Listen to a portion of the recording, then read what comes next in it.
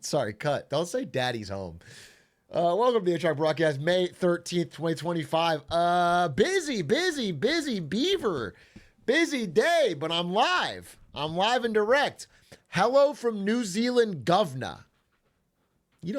That's not a New Zealand thing, is it? Governor? That's like a Cockney UK thing. Oi, governor. That's not it. You don't say that. Hello. Hello, Newt Toot. Hello, Slightly Leading. Hello, Papa Wheelie. Hello, Please Just Call Me Titan. Hello, Seb, Mitch, Real Jim, Dog, Vivi, Div, Warding here, Yondi Guy, etc., etc. Blueprints videos fire. Thank you. It's a little short.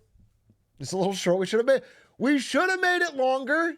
I know it's a little bit brain rot, short form slop content, but what are you going to do? You got to meet the demands of the people.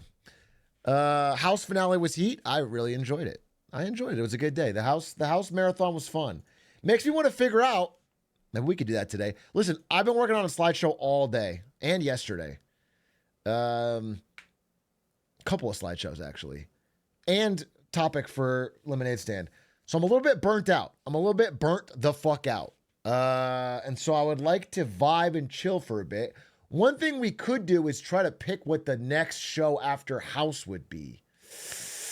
It is a big, key, important discussion. It's like a powerful choice that we have to make for our late night watch sessions that I think would be fun.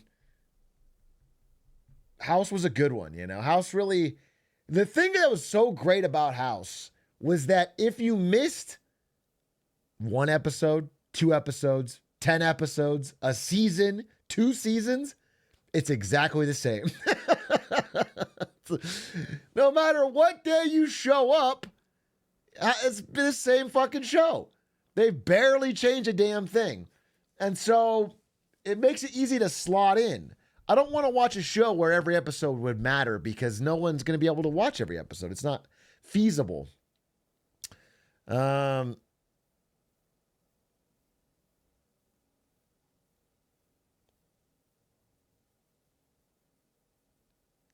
If you're following the trend, a cooking series should be next. Why would that? What trend are you talking about? What trend? I don't know what trend are you talking about. Lost is pretty good. Lost is exactly the example, the opposite of what I said. Lost is like literally the worst choice of what I just said. I want something where it doesn't have episodes that would be important to the plot that you could miss, and then how about One Piece? Luffy. What if we watch 8 to 12 episodes of One Piece every day for the rest of the year? Huh? I'm sorry, Luffy. I am a Bob. Thank you for the 15 months. As part of the contract for me subbing for 15 months, you are now obligated to start watching Madam Secretary in lieu of us having completed House MD. In lieu would mean we didn't complete it. We did complete it. Madam Secretary, I've never heard of this show. TV series? This is a American political drama about a political science professor who's appointed as the Secretary of State. What? Okay, spoiler alert, but in the 5th season, she becomes president. Sorry, bro. I don't think so. How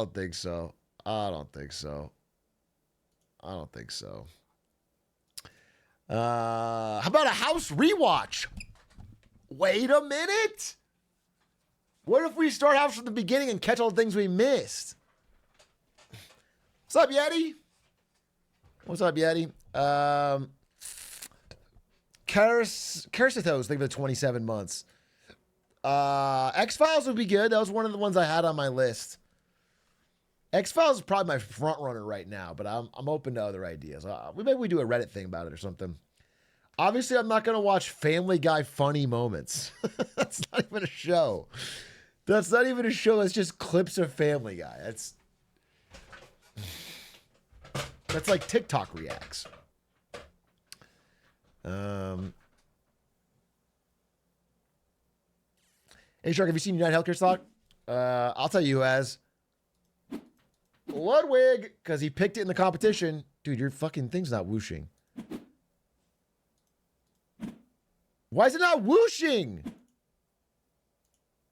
Oh, it's there. Okay, it's there now. It's delaying. No, it is, but wait, all right. Am I hearing it late? Like when that popped up, are you getting, okay. Cause for me, it's whooshing out and then big delay and then sound. It's timed. Okay. Maybe there's a fucking delay on my end. Fuck.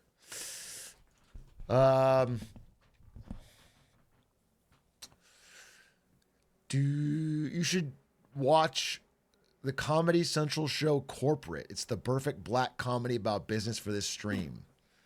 I saw Corporate a long time ago when it came out. It's pretty funny. Not impossible. The thing is, it can't be too popular. That's one thing you guys have to realize is if it's too popular, then it's on the radar. And then if it's on the radar, I can get banned for it. The good rule of thumb is, are there full episodes available on TikTok right now that you can scroll through 10-minute segments of? That was the case for House. House has the entire seasons on TikTok. If it's not there, then you're kind of screwed. Like we couldn't watch Breaking Bad or something. There's a lot of things we couldn't watch. It also have to be like pretty old. Like it has to have aired over 10 years ago easily. If it has aired in the last 10 years, even a season, it's not on the list. It's not on the list. Because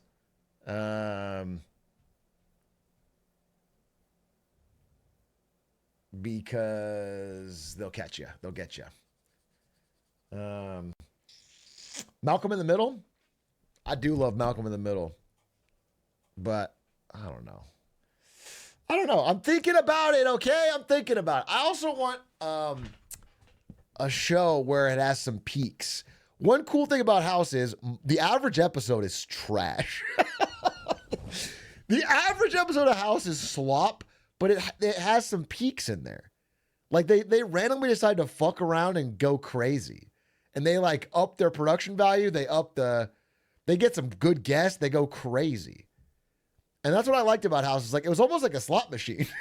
You know, you pull it and it goes, nothing, nothing, ding, ding, ding, ding, ding, ding, jackpot. And you get something crazy.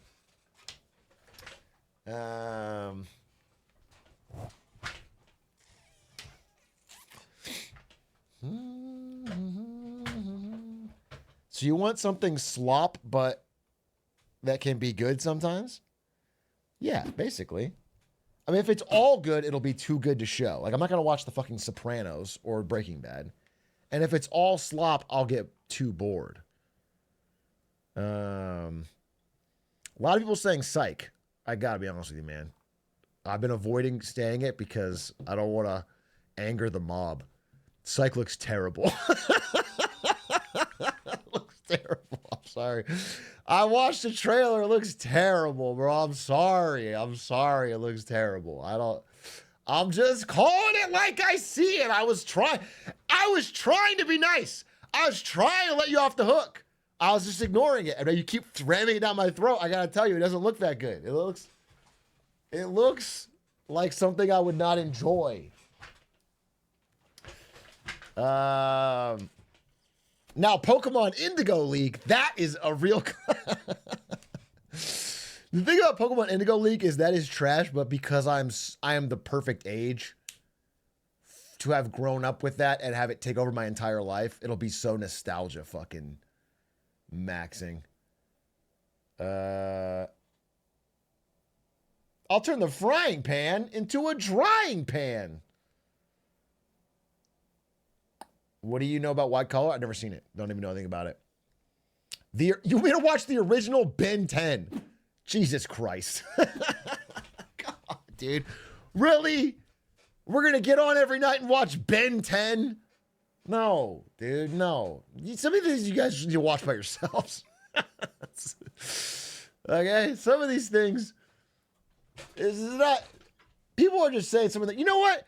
To be real, to be quite raw and quite real, a lot of you are only suggesting your favorite show, which doesn't really make sense. You should be suggesting a show you haven't seen.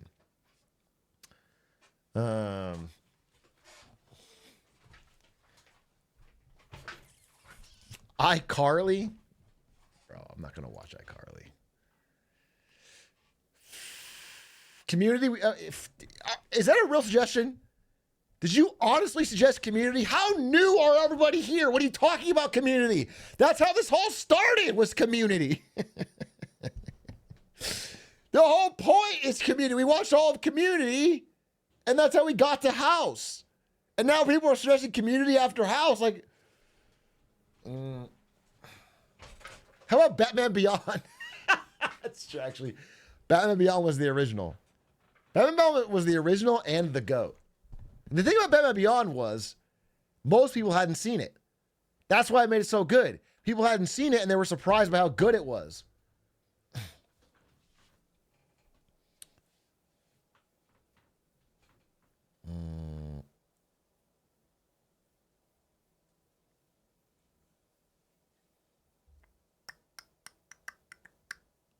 Corey in the house? Okay. Okay, now we're cooking. Corey in the house. Deep themes, you know what I'm saying? Powerful characters. Geopolitics. That's the kind of shit you get Corey in the house. That's the kind of shit we can learn from.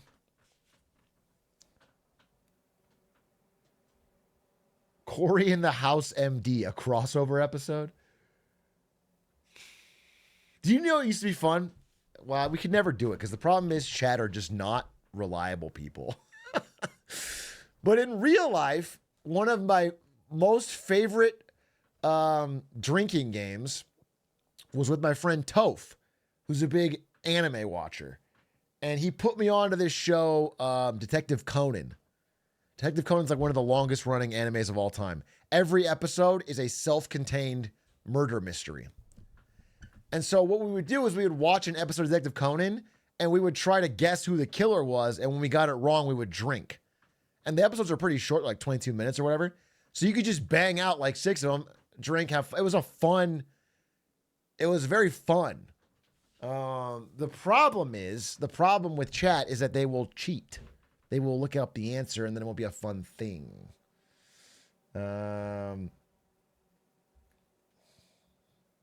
That would have been a cool thing to do, though. Okay, deep cut here. Game of Thrones. I cannot do Game of Thrones. I will get banned.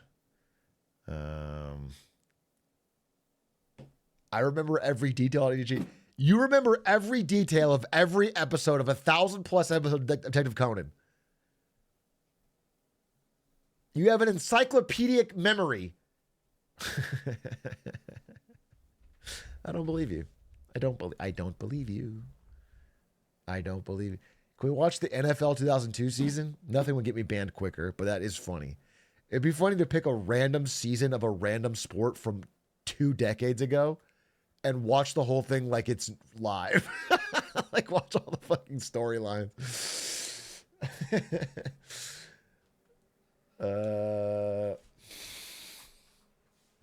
Yeah, like 1978 basketball or something.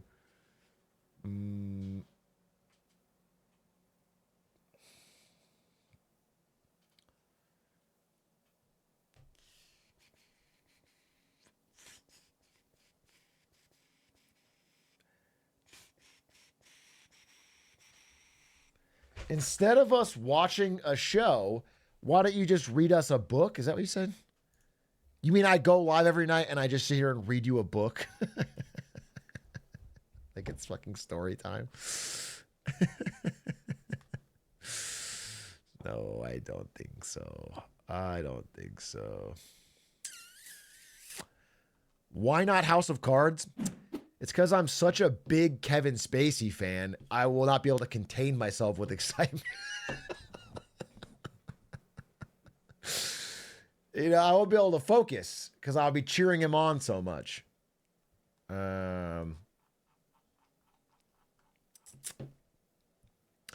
Also, yeah, you get strike too. That's Netflix is a no-go, just to be clear. A Netflix original is a no-go. They're litigious.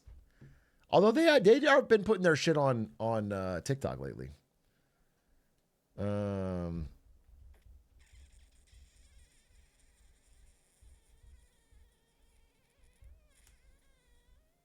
The West Wing.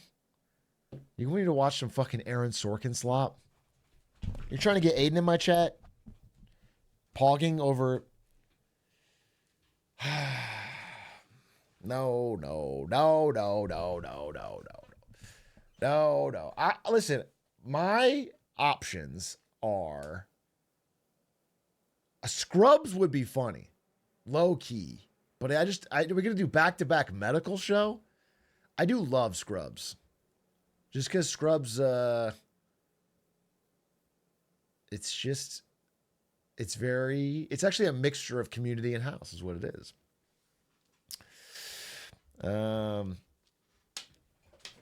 The Apprentice. Oh my God! Wait, what if we watch The Apprentice? Wait, The Apprentice is low key funny.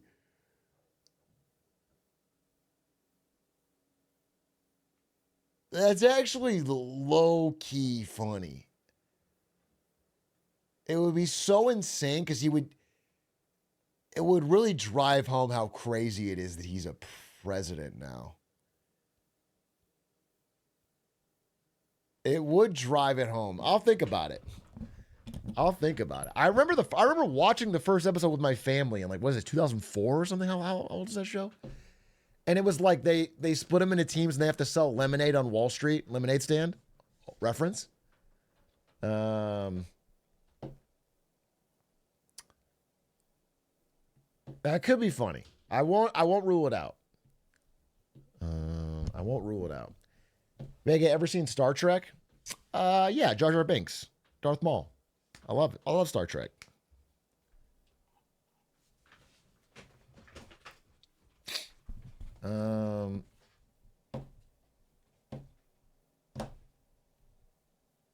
Oh, dude, Futurama's great. Barry, the thing is, I've already seen Barry all the way through, and I remember all of it. I really like Barry, especially the first 2 seasons. So rewatching Barry would be no good for me.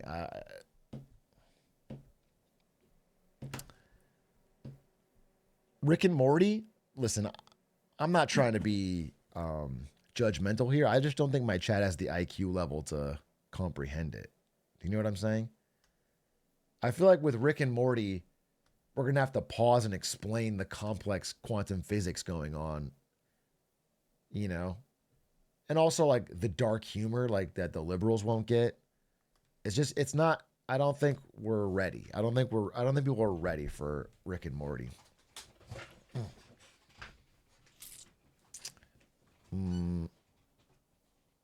Mad Men would be a great one, but it's just, here's the thing. Let's be real. The show has to be a little bit slop. It can't be too good because people don't consume it through Twitch. If you want to watch a good show, you have to focus. Do you understand? Nobody is like putting up chat to focus on. It has to be where you could kind of like, if you miss a second, you tune out, you got it on your monitor. It has to be sloppable. You keep describing psych? No. I said it has to be partly slop. I said partly slop. I didn't say all slop. I didn't say oops, all slop crunch berries. Now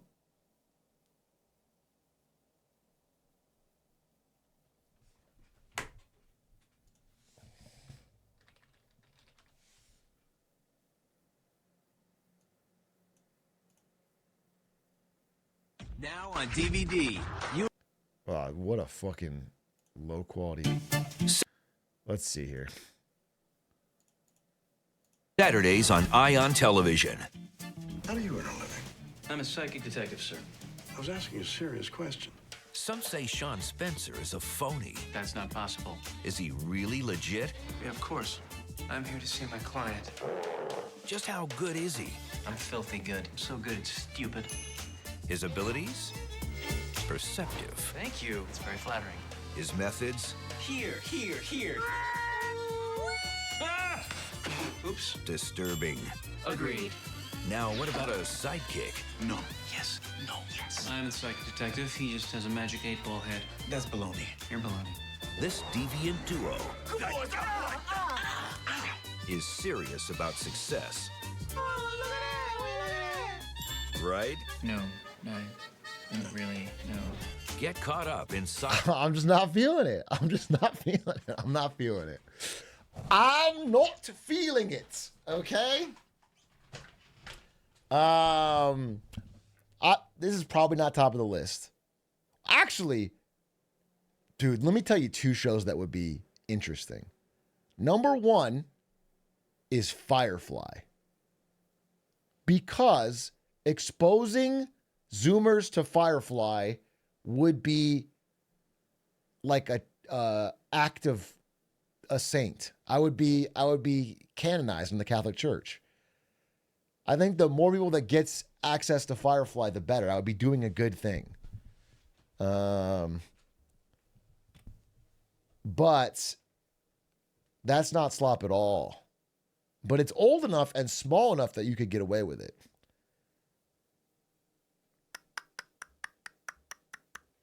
First time chatting on stream, kind of nervous. Sorry, I just have to call you out. Hey, everyone at DKK Hadka. And say hello and welcome them to the stream. Welcome to the stream. Here you are. Welcome to the stream. You know, usually we make a new chatter give us a topic, something to talk about, something to kick off the discussion. DKK Hadka, if you could just give us a topic, that would be awesome because then it would be contributing. Wait, I also want to save this guy. Tane. Hey, Atrioc, first time chatter here. I'm graduating from university in the UK soon and considering applying to work in the US and salaries are a lot higher there. My friend has already graduated from top university here, struggling to find white collar work. So I doubt I'll be able to either, but I'm unsure whether the pros of the high salary or the cons of moving my family. Well, I certainly can't make that choice for you, Tane. Welcome to the stream. That is an impossible task. You are asking me to decide whether you should value your work or your family. I don't even know your relationship with your family. You've showed up and given me an impossible task. What I can tell you is that, job searching for white collar work is not particularly easy in the United States either. So I don't know that you're going to find a perfect match regardless. That being said, I think, when you're young after graduating, if you want to do it, that's the best time to move away from your family. If you want to try something, you have no costs. You don't even have I assume, serious relationship. You don't have kids. You have nothing tying you down. You can live relatively cheaply anywhere, and you can try things. It gets harder the older you get, So not crazy to do it. Like for example, Evan Gal's going to go move to Madrid. What did that guy say? What did DKKHD say? I forgot his name. Where did he go? Hey, thanks for the 36 months, Sir Octopus. I much appreciate it.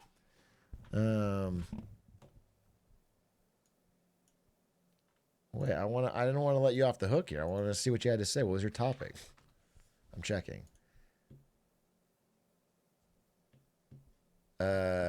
He said, should I move to US for undergrad?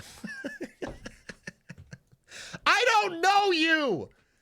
This should be a permanent fucking thing. I don't know you. I don't know you. I don't know what you're even, what school? What program?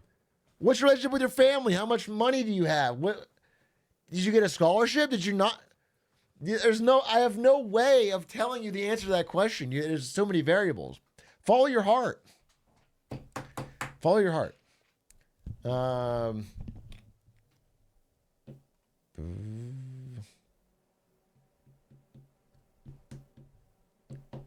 My girlfriend's studying to be a teacher in America is considering just moving to Australia when she gets her master's. Lamau, American teacher salaries are so bad, especially in Florida. Yeah, they are bad. For sure. Most, yeah,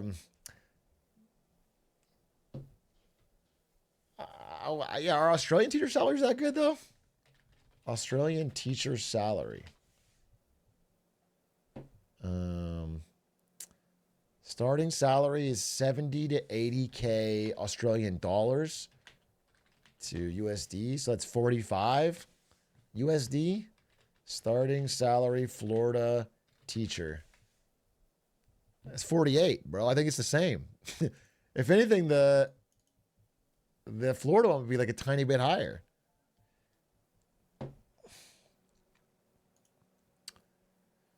But things are more expensive. Yeah, I would see. It's tough to say. Yeah.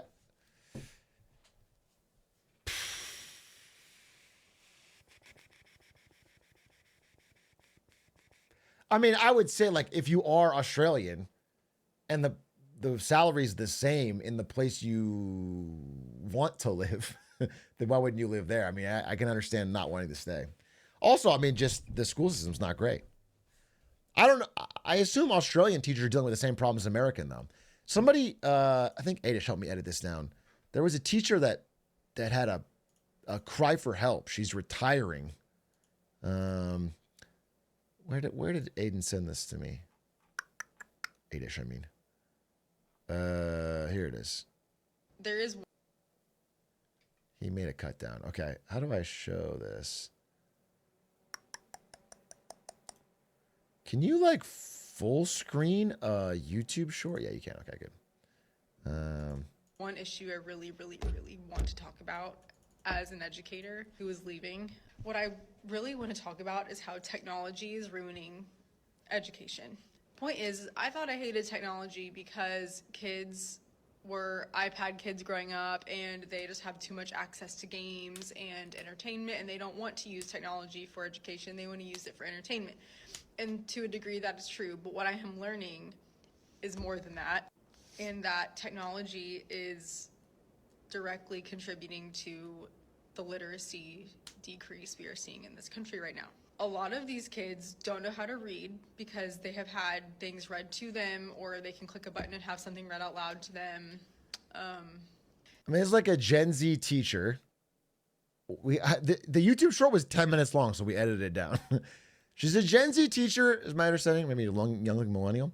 And she is teaching 10th grade, and she's quitting because she said she noticed the students becoming near impossible to teach. Their attention spans are weaning because everything is high stimulation. They can just scroll, watch less than a minute. They can't sit still for very long. I know when I was their age, I thought movie days were a treat. I loved. I think it's 10th grade. Yeah, high school. That's what I thought. From watching the original video, maybe she's younger. Maybe it's younger, but I think it's like, yeah. I think it's like 15, 16-year-olds. Yeah. Movie days. For them, what they mean when they say they want a movie is they want a movie on in the background for the noise while they scroll on their phones, put their headphones in, look at TikTok, and maybe talk to their friends and not pay attention to anything. Whenever I do have a movie day, I can count on one hand the amount of students in all 3 classes that I teach throughout the day who maybe actually pay attention to the movie. If I ask a child to handwrite something, even just a paragraph, 5 sentences, basic paragraph, they roll their eyes, they throw tantrums, I'm talking about high schoolers. I teach 10th grade now. I knew it. I fucking knew it. Yeah, 10th grader, dude. 10th graders you ask them to write one paragraph by hand and they're freaking out. I told you, 10th grader. They get really, really unruly. And because I'm young too, they want to argue with me about it. And they want to say, why can't we just type That's how I feel. That's how I feel, by the way. It's because I'm young. You guys want to argue with me, even though I'm just trying to like help out, you know? It's like, it? Why can't we just type it? Well, it's because you'll go on another website or you'll copy it or use AI, you'll use ChatGPT. And I just don't think these kids even care. They don't care about making a difference in the world. They don't care about how to have a resume. They don't care how to write a resume. They don't care how to write a cover letter because ChatGPT will just do it for them. And I think that we need to. I mean, in that case, they're kind of right. I mean, it's hard to blame them when they can see that happening. It's not a good thing. Don't get me wrong. It's not a good thing, but they're not wrong. They're not wrong. About specifically like a resume and cover letter and things like that. Like, it's tough. To cut off technology from these kids, probably until they go to college. I just want you to look at the test scores and the literacy rates and the statistics from when students didn't use technology to now. There is nothing wrong with using your budget on textbooks and workbooks and paper copies of things again. There is nothing wrong with starting that in elementary schools and carrying it through. It might be a 20-year plan, doesn't matter. We've got to start reintegrating this. We've got to start getting rid of the technology and bringing back the things that worked. Yeah, I don't know that I agree with her conclusions, but I think she is experiencing a real problem. And we've talked about this a lot, but it's just, to me, it's fascinating. So I keep bringing it up because it's happening now, you know? It's happening right now that kids are becoming so different because of AI that it's just interesting, man. A1, yeah.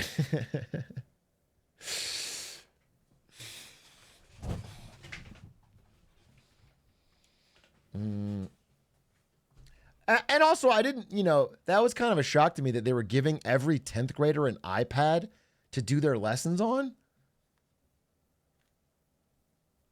I mean, that's obviously a richer school, but like, I can't imagine that helps. I can't imagine that helps.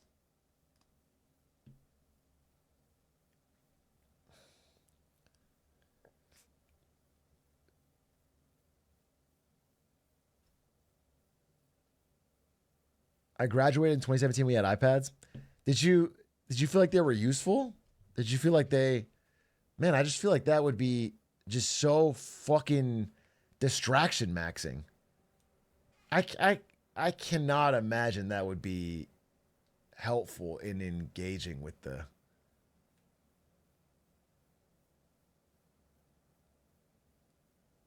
insanely expensive. I mean, obviously it's expensive, but if it's a rich school, they have the money. It's just more like, I was able to bring in my laptop for some classes and I played games on Steam the whole time. Caught. I guess you weren't caught. I guess you're only caught now as you admitted to us, but you weren't caught.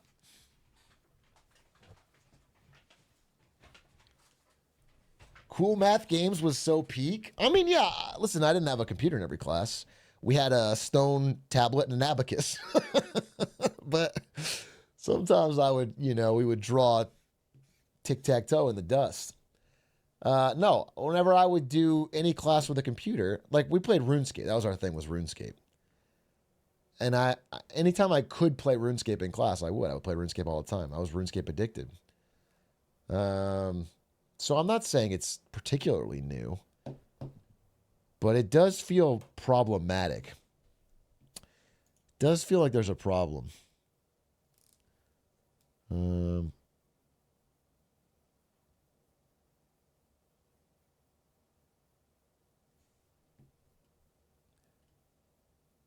Can you play devil's advocate and ask if they perhaps know how to teach properly in this right?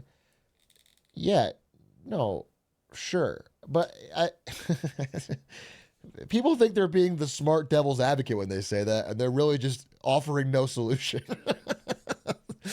People are like, well, things have to adapt. And you're like, well, how do you adapt? And then they're like, oh, that's not my problem.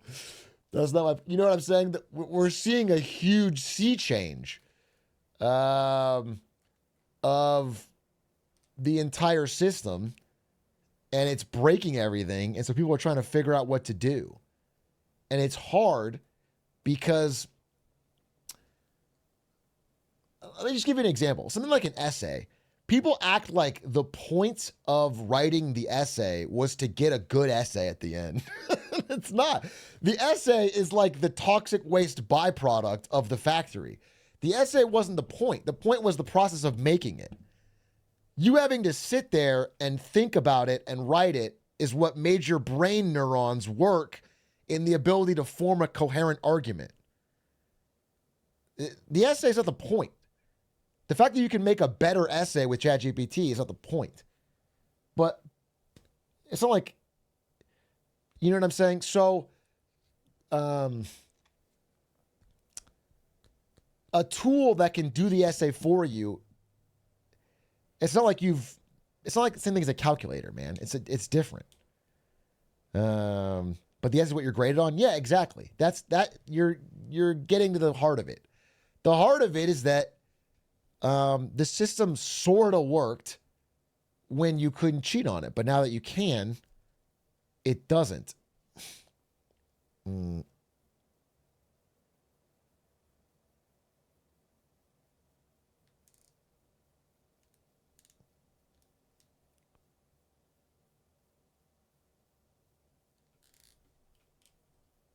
Just make students write it in person? Well, that's what this woman said, but also many people have said.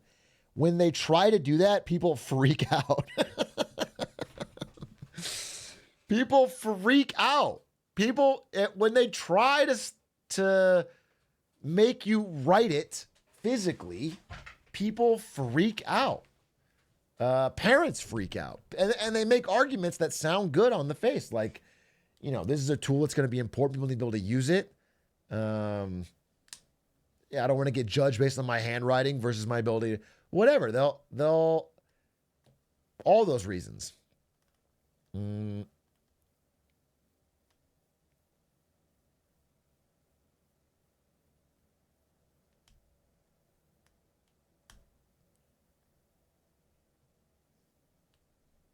Bro, who is still spamming about TV shows? Please stop. Fucking 20 minutes ago. Would making kids do presentations work? Are we going to turn every kid into a McKinsey consultant? Every kid has to get up and make a fucking presentation, a PowerPoint about...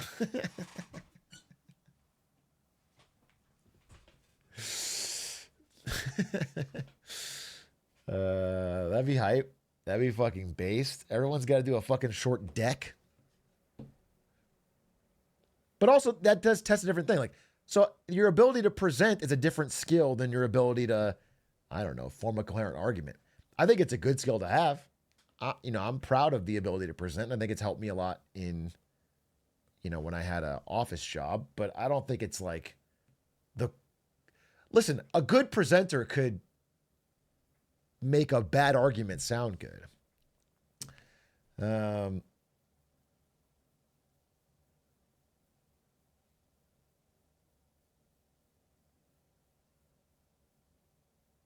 vice versa, yeah.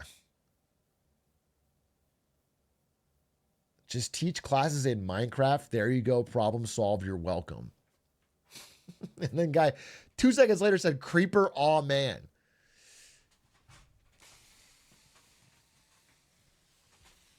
Maybe there's something there. Maybe there's something there.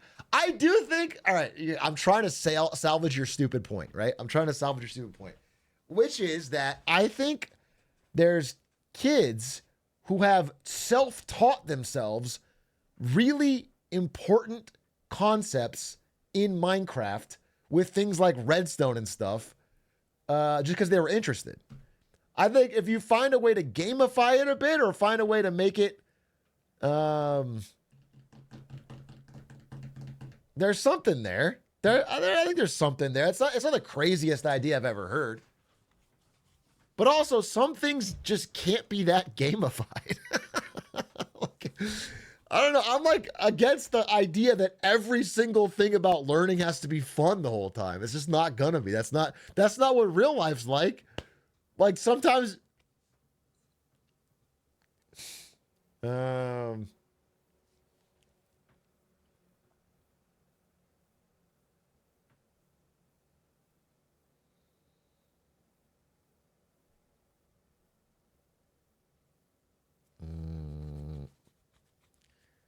unless you have an amazing teacher, it can't be. No, listen. It's just in general. Like, I'm just gonna give you an example. As I'm fucking learning basketball, some parts of it just suck. Some parts of it that I have to do, there's just no way to make it fun. You know what I'm saying? You just have to do it. Like if I'm practicing, like yeah, but everything is practicing. You have to practice some things. Like there's a lot of evidence that shows that like some parts of rote memorization, like memorizing times tables, it's just rote memorization. But it helps. It builds the foundational structure for quick thinking that helps everything else.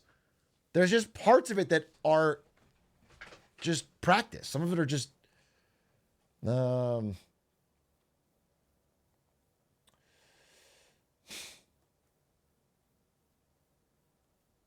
school I work for has like these fake spaceship shims they use to gamify education principles. It's kind of wild conceptually, but it does work with the gamifying principles. That's cool. I don't understand what you mean by fake spaceship shims, but that's cool.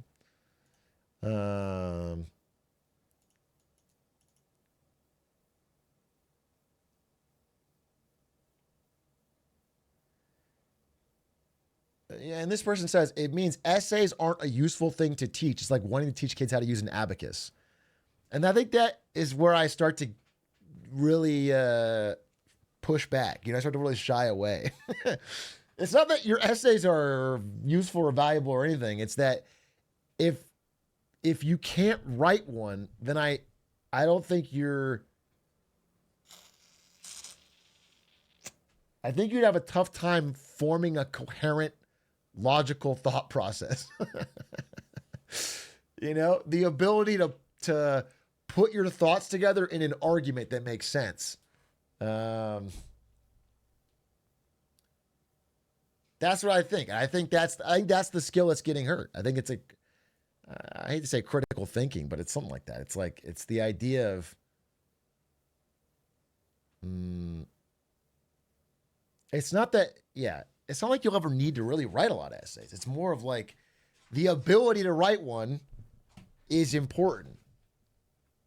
Or it's the best way of training your brain to do that.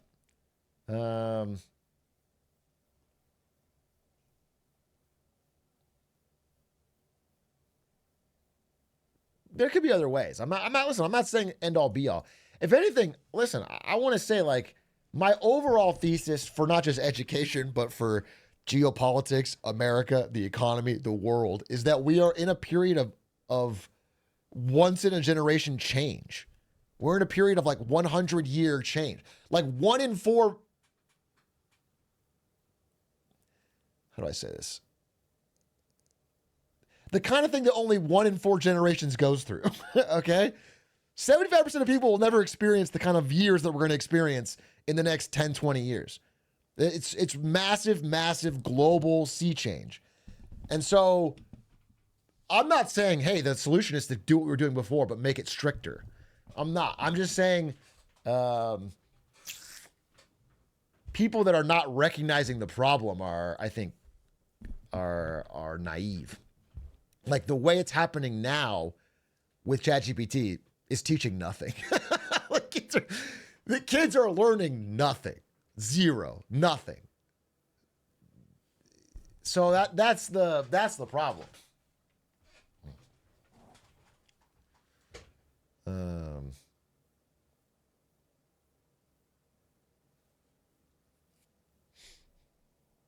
Prompt engineer, I just don't think that's going to be a job.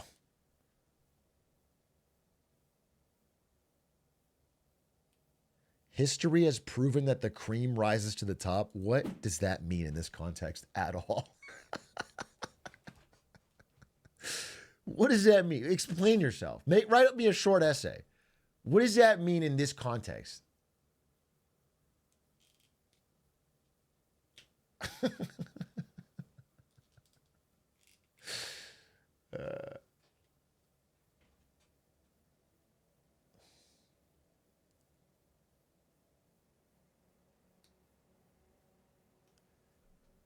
What if we made kids do video essays and then grade them based on the number of views they got? YouTuber class? Wait a minute, YouTuber class? Holy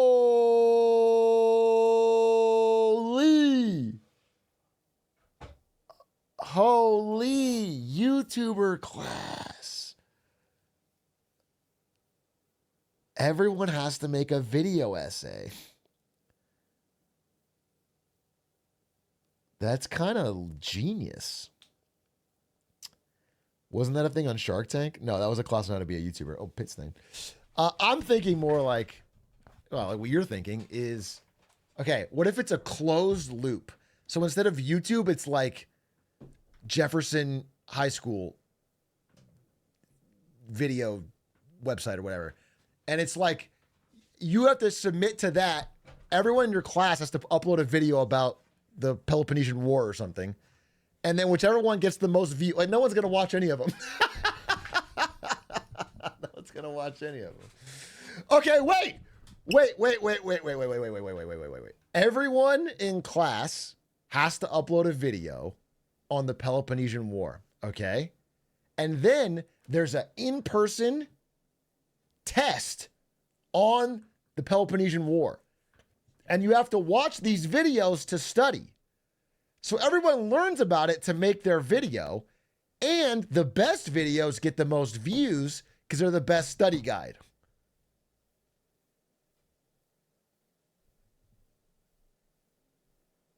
Is there something there?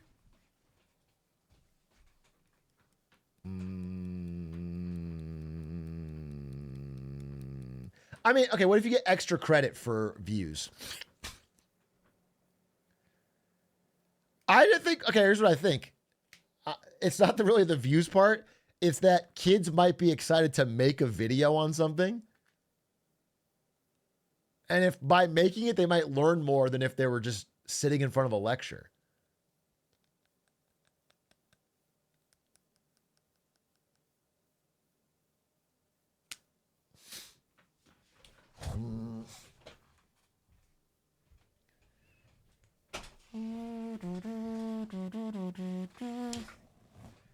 Can't ChatGPT make videos?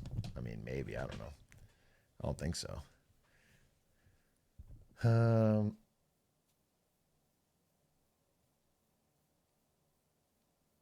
What if we just hand them a packet?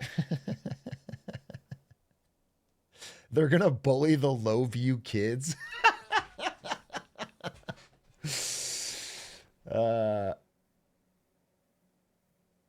We've done video.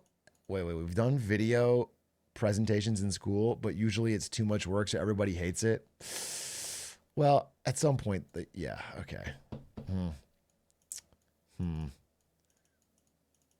Classroom cast system based on view count. Good. Yeah, this is good. Let's get into a YouTubeocracy.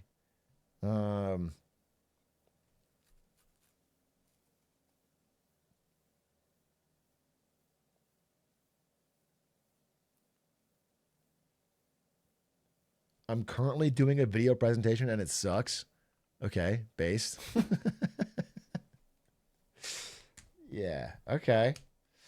It's a tough challenge. Really thinking it through, it's a tough challenge.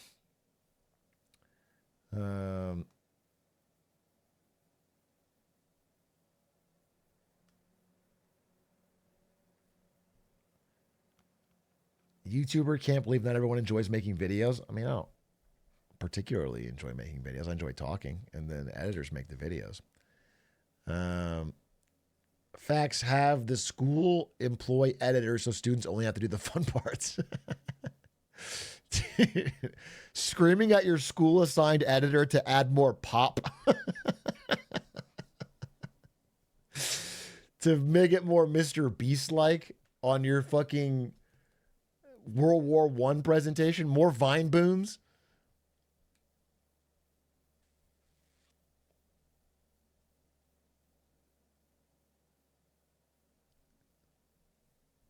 Atrioc, first time chatter here. You're not a first time chatter.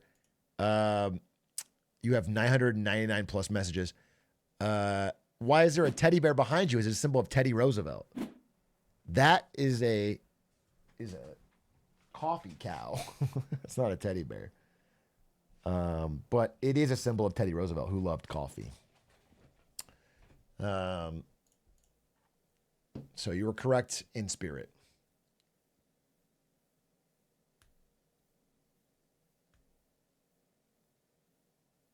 Why does more often in-person quizzes not work? I feel like that would enforce the students to actually learn.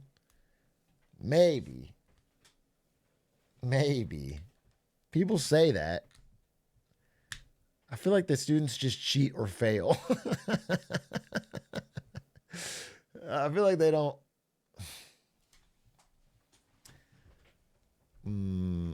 Rote memorization isn't critical thinking. This is true, but it's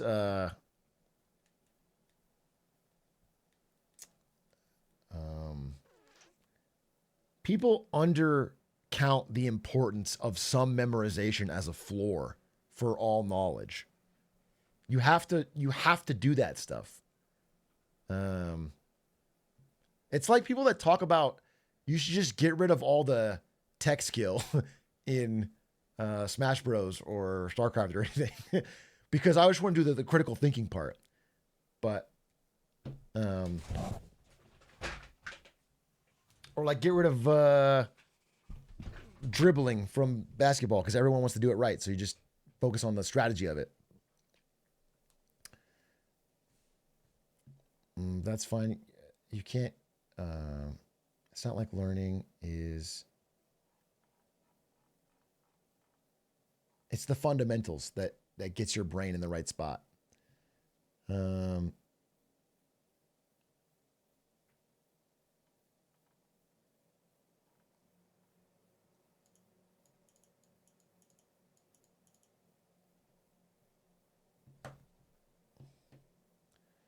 feel like tests and essays go back to in person, but everything generally goes more project based. Like you have to create something. Doesn't matter if it's use more A or not. It just matters if it's making something good. Okay, that's interesting. I guess that's interesting.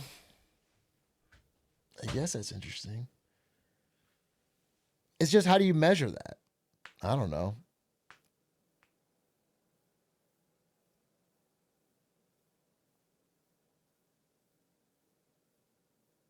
Why the fuck are we allowing AI?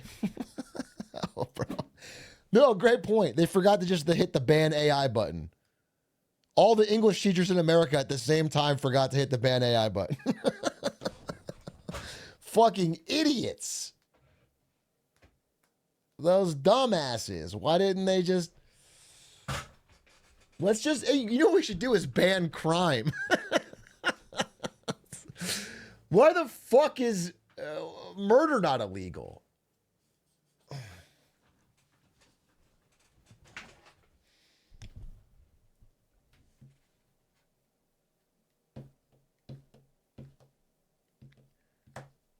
What if we make the kids promise not to use AI at the start of the school year? Dude, it's funny. So again, I was reading some of the comments on that TikTok today, and some other teachers were talking. And some teachers are like saying this happens over and over, is they'll have some sort of writing assignment.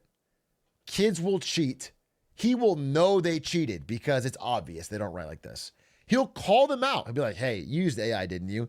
They'll say, yeah. They'll admit it. He'll go, hey, I understand. Don't do it again. They'll go, okay. And then the next time, they'll do it again. It's like, it's just, and it happens over and over again because, so, did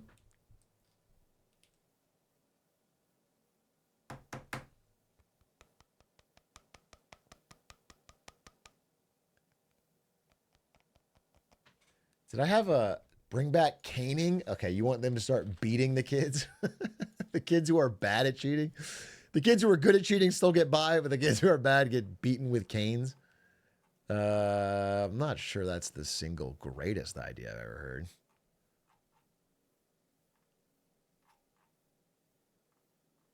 Oh, here we go. This is good. This is good. Look. Earlier this semester, an NYU professor told me how he had AI proofed his assignments. I don't know how he did it, but somehow made it so the questions aren't answerable by AI. I don't know. Only to have then the students complain the work was too hard. When he told them these were standard assignments, just worded so current AI would fail to answer them, they said he was interfering with their learning styles. A student asked for an extension on the grounds that ChatGPT was down the day the assignment was due. Another said about work on a problem set, "You're asking me to go from point A to point B. Why wouldn't I use a car to get there?" Talking about ChatGPT, which again, from a student POV makes sense. I remember when like someone would ask me to write about something and I would go to Wikipedia to learn about it. And the teacher would be like, "You can't use Wikipedia." And I'd be like, come on. Come on, fucking fogey. Like, come on. That's where the knowledge is. I'm not stupid. But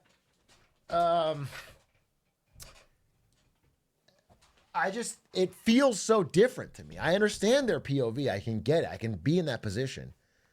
But it feels different because I feel like you just don't. I think your brain becomes real smooth. I think your brain becomes real smooth. Another, when asked about their largely AI written work, replied, "Everyone is doing it." These are stories from a 15-minute conversation with a single professor. Yeah, I mean, that article we read before was just one aspect of it. Every college professor in the world who's paying any serious attention at all to AI is struggling with this issue. Every single one.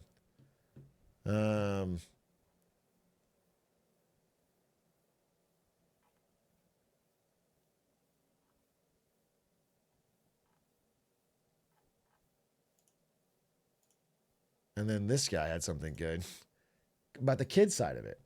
We're also hearing a growing sense of sadness from our students about AI use.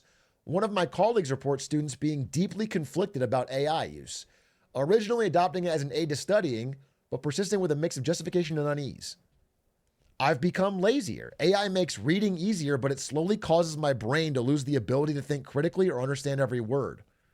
I feel like I rely too much on AI and it's taking creativity away from me. Sometimes I don't even understand what the text is trying to tell me. Sometimes it's too much text in a short period of time, and sometimes I'm just not interested in the text." It's true.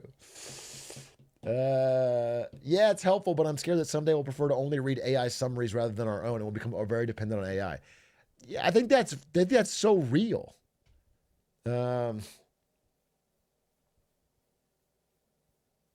That's so real. My friend asked AI who to vote for in the Canadian election. Wait, just isn't that a crazy power? Isn't that a crazy power? Like in 5 years, imagine if ChatGPT picks an answer, picks who's the winner, and like fucking a third of the country's using that as their barometer. Then that's it. That's the winner.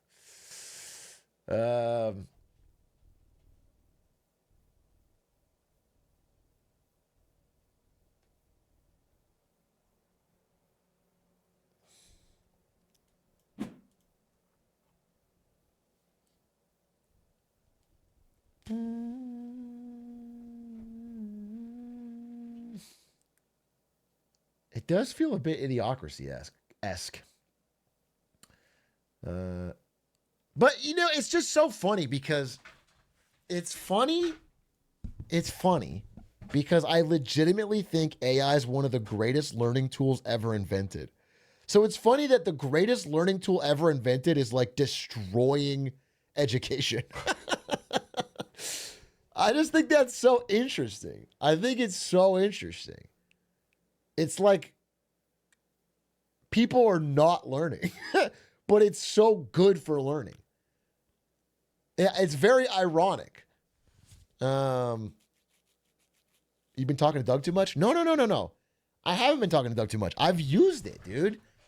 I'm a lifelong learner. I've always been a reader and always been trying to learn. I learned way more after graduation than I ever learned in school because it's things you're interested in. And AI can help so much to learn. It can like instantly on the fly, but like you have to want to. Like, if I want to learn something, I can have AI make me a quiz right now. Then I can do the quiz. Then I can have it grade my quiz, give me answers, give me follow-up reading. I can type a series of thoughts and say, who's a, I did this recently. I wrote out a bunch of thoughts I had on economics, and I was like, who are some great thinkers who have deeper thoughts along this line? And they would put it in. And then I found I started reading more of fucking Friedrich Hayek and stuff. I was like, it's helpful, but you have to want it. You have to want it. And it doesn't make it easy to want it because it does it for you. So I don't know.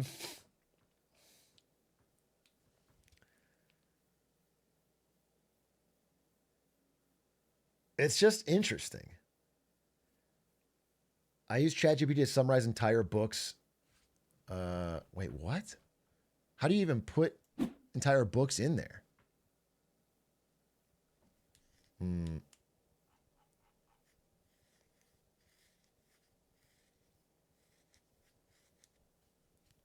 Oh, you just have a PDF, but of like a fucking big book? Doesn't it have a word limit or a token limit? I feel like it makes it up. I think it makes it up. Because I tried that. I put a long PDF in one time, and I was like, give me 10 takeaways or whatever. And through the grace of God, I ended up reading the entire PDF, and like it was making it up. Like after the first 2 pages or whatever, it was like not correct. It was just filling in it was totally incorrect. And so, I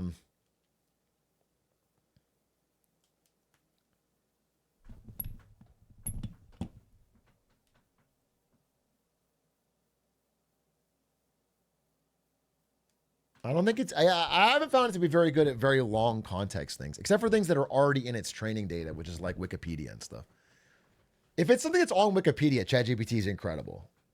It's just like really good. But if it's something that's not, it's weaker.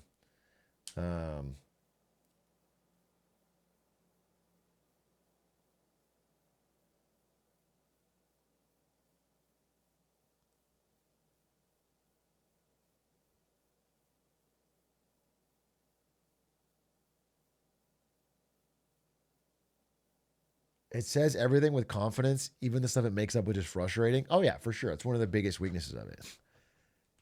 Or it, I mean, I've had it make up direct quotes recently made up direct quotes, like in quotation marks. And then I ask, did they really say that? And it goes, no, no, it didn't. It's like, apologies. Apologies. I thought, it's kind of what they would have said. It's a type of thing they would have said, but that's not actually a real quote. And I'm like, well, you can't do that. You can't do that. And it's like, you're right, sir. You're right, my king. You're right, my liege. I would never do that again. And then he does it again.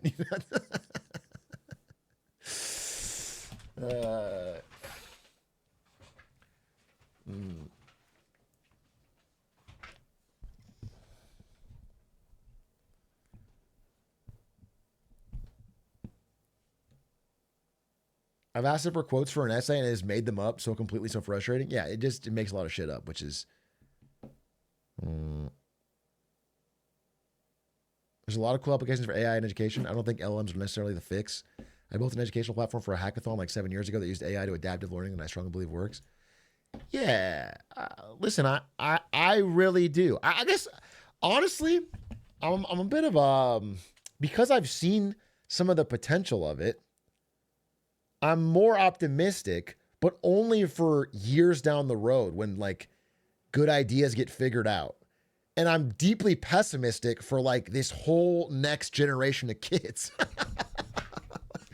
Like, I feel like they're just getting the absolute fucking, dog shit into the stick on this one. They're getting the trial run. They're getting we haven't tested this drug yet, but they just feel extra cooked al dente.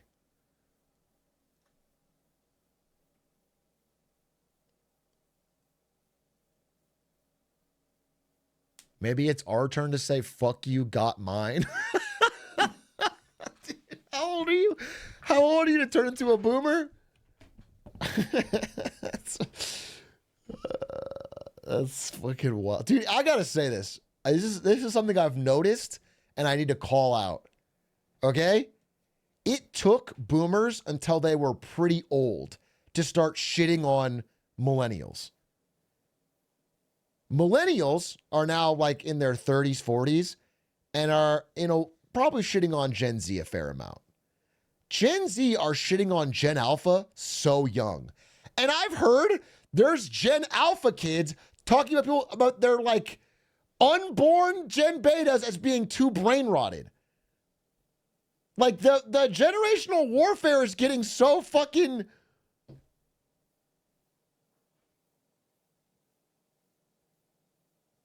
It's getting so fucking... people are not waiting that long to punch down. People are punching down, dude.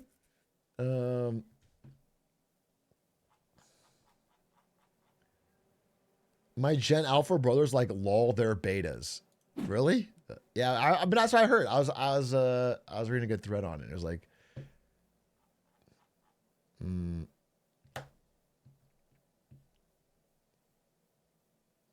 hasn't kids these days been a thing forever? Yes, that's 100% true. I want to reiterate that you can go back to fucking Socrates saying that like the written word is going to make people lazy. Okay, for sure.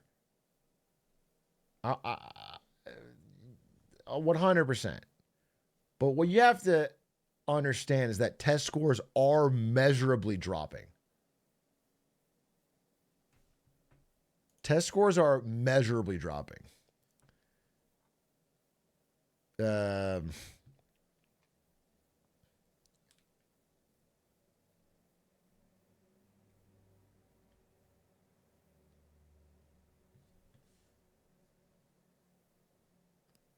Not U.S. problem, globally.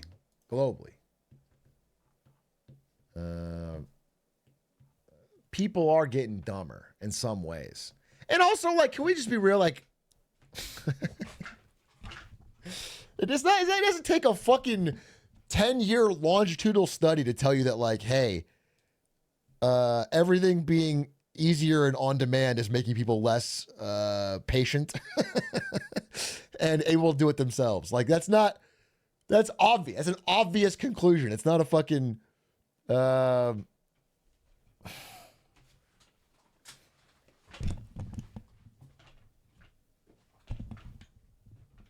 like I feel like anyone who has used a measurable amount of TikTok or short form video knows in their heart of hearts that it kind of rots your brain. Like, it's not, we don't need a fucking, it kind of rots your brain. It does. It makes it, specifically what it does, this is what it does. I've felt it. I felt the pull of it, is that it makes you, at any moment of boredom, want to eject. It makes you want to go to the next thing. It makes your brain incapable of sticking it through the fucking, and it's not just kids, adults, it's the same thing. It's everyone's getting hit by this, but it's, what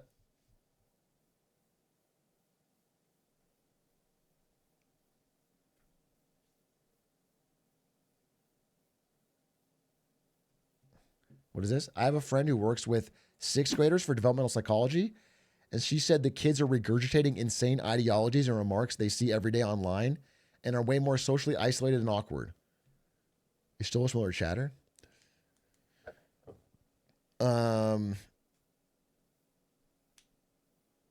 Wait, they're like Ludwig fans or something?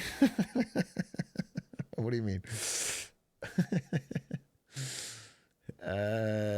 Hey, Big A, as a Canadian who went through the process of writing the SAT to apply for college, I think the AI is just exposing a fundamentally unchecked system. It's showing that testing doesn't promote learning. In the last few years of high school, we shifted to far more projects, and I personally learned way more from a paper I wrote than a test I crammed for. I've heard this argument, and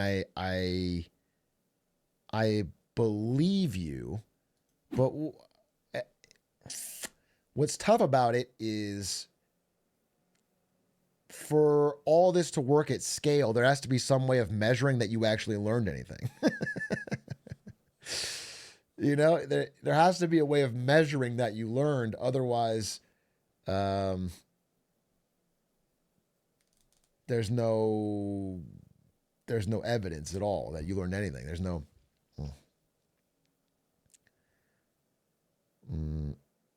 You can't have a vibes based measurement is kind of tough.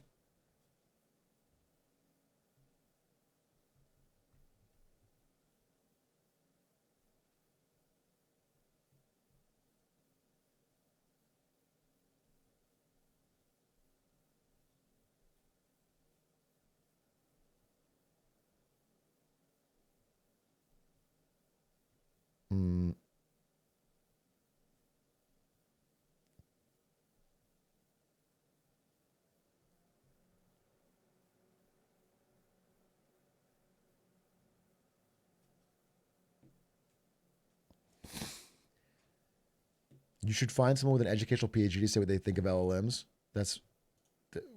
Who do you think this professor that we're quoting? That's the kicking off all the discussion is that educational PhDs and professors and tenure professors are saying it's a massive problem. They're saying that every single professor who's paying any attention in the college space is being hit with it.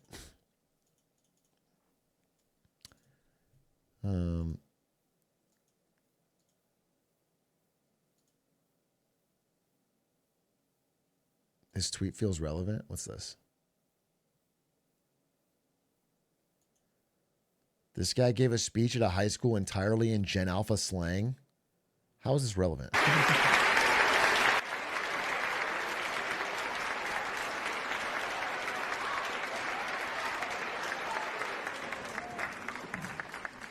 Good morning, everyone. It's a true honor to be here at Westtown High School for Languages Week. Your school invited me to give a guest lecture about the importance of learning languages, but it occurred to me that all of you are already, in some sense, multilingual, whether you realize it or not. And that's because you speak the Gen Alpha dialect of English, a language so distinct that I, an aging 34-year-old millennial, genuinely cannot... Oh no, we're the same age. Oh no, this is just my stream. understand it. Or at least couldn't understand it before I spent weeks immersed in TikTok videos studying your dialect to partial fluency.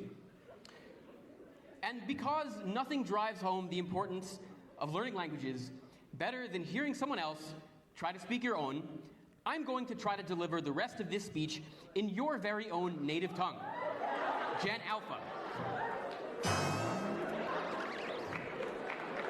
But wait. Are they clapping? They love that shit?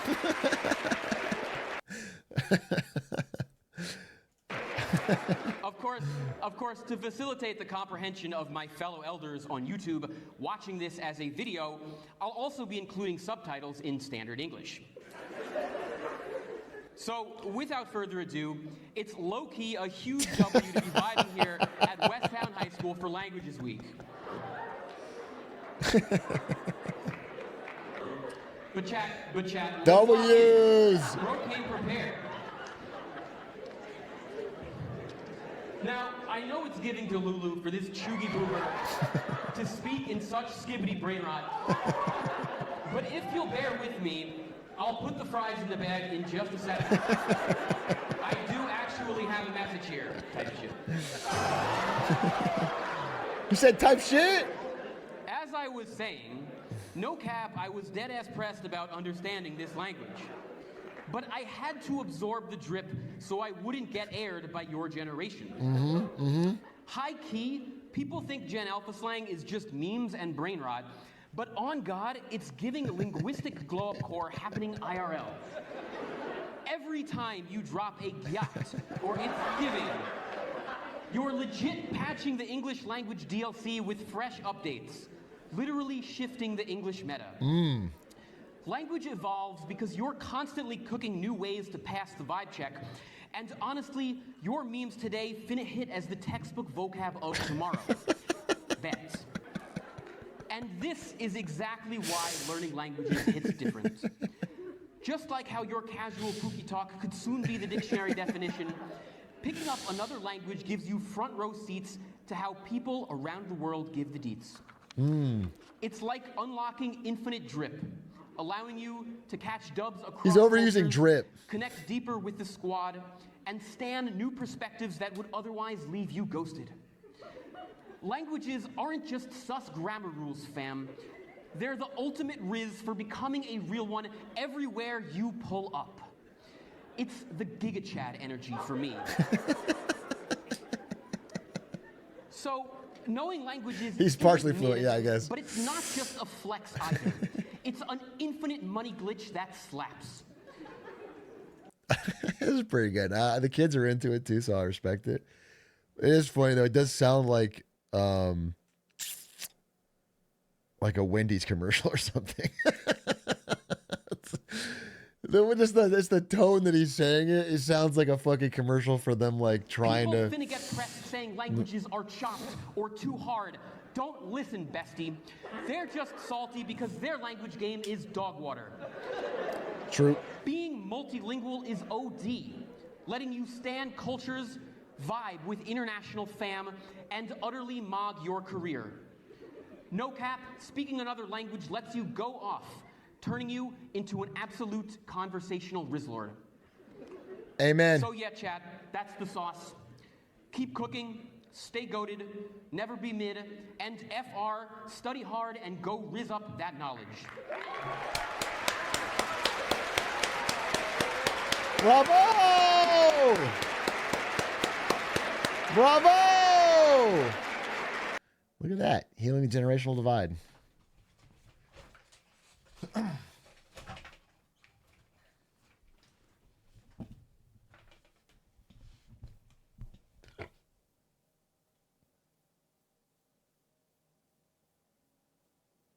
He didn't use dead ass. I thought he wasn't going to curse, but he said type shit, so.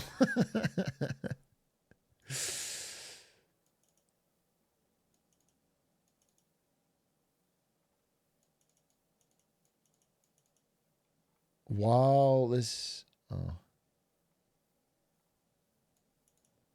This is what Gutenberg was doing when he translated the Bible. Dude! Wait! Can ChatGPT do that? Wait. ChatGPT. Can you give me some iconic Bible verses, but in Gen Alpha slang?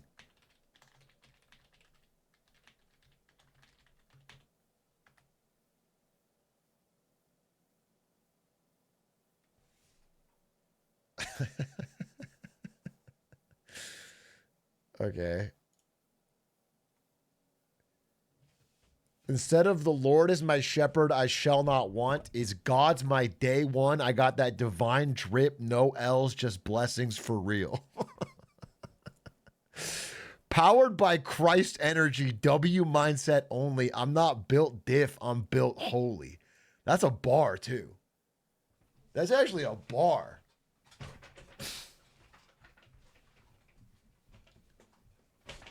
Wait, for real? Wait. OG Big G spawned the whole map. Zero lag, full creative mode. Wait, look.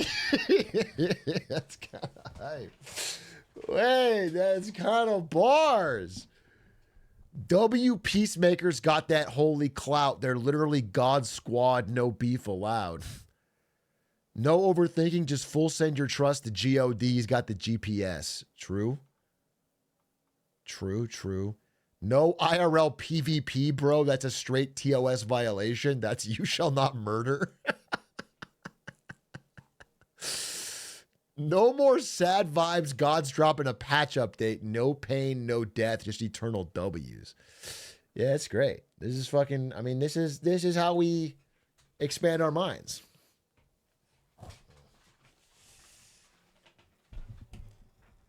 What is Ohio Core? Christian Minecraft Server Edition? What does that mean? Yeah, do Christian Minecraft Server Edition. What does that mean? Oh, it's just all Minecraft. The Lord is my party leader. I got max saturation, full armor, and 0 hostile mobs near my base. I can solo the Ender Dragon with no armor as long as Christ has my buffs on cooldown.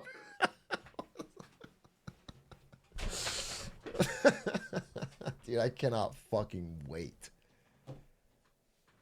So that becomes our national religion. Wouldn't the buffs... Why would the buffs be on cooldown?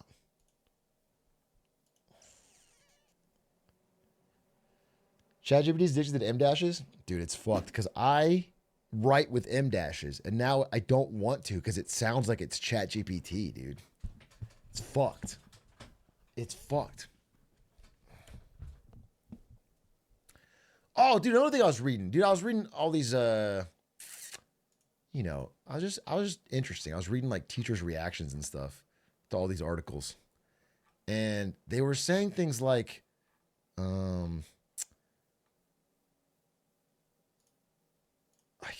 wish I had the exact quote, but it's like a 6th grade teacher was like saying some of the new slang that is popping up is like 6th graders will regularly accuse each other of that sounds like ChatGPT. Like when they're talking to each other, they will say that sounds like ChatGPT. Like if there are like young high schoolers, or like if you text somebody, they'll. Isn't that's wild? And they're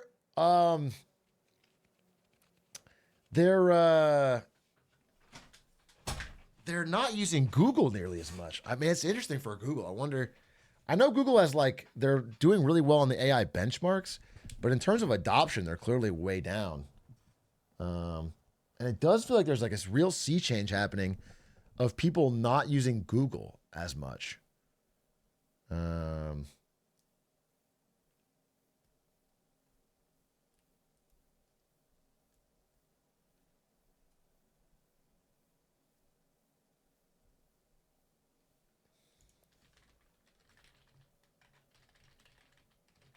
What's on?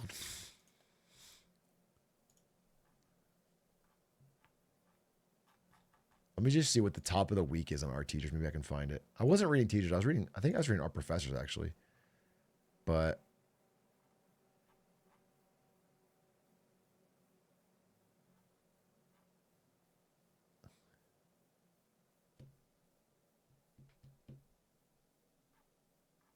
I do think the one thing you'll see over and over again on our teachers and our professors is an example where they ask the kid or the student to write something. The student turns in ChatGPT.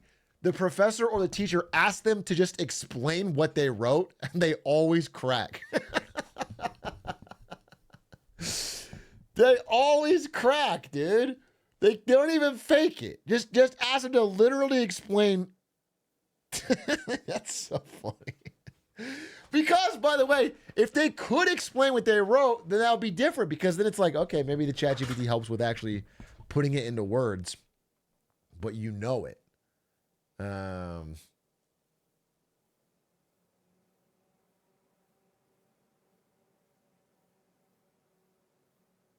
happened in my stats class for the final project. Wait. What do you mean?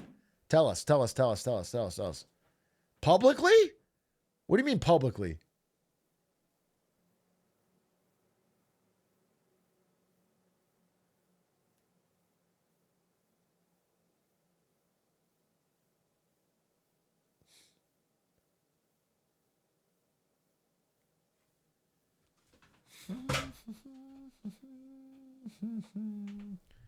He's not writing.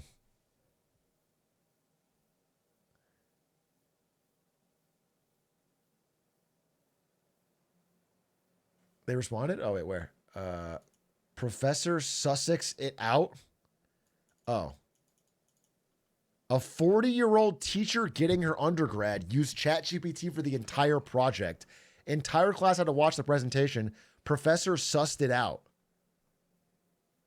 Oh my God. So the professor called the person out in front of everyone? Oh no. No, that's so embarrassing. That's so embarrassing.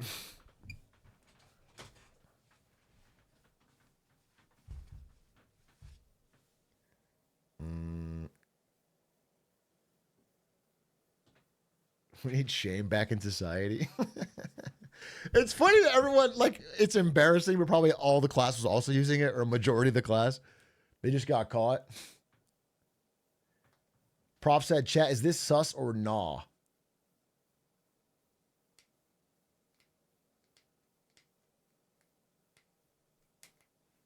It's like, I'm editing my med school personal statement, and my school advisor told me to remove the M dashes because it looks like ChatGPT. I didn't use AI at all. Dude, that's fucked, isn't it? Your actual writing has to be edited because it looks too much like you cheated. That's fucked. Like, ChatGPT has actually just ruined M dashes. They've just ruined it.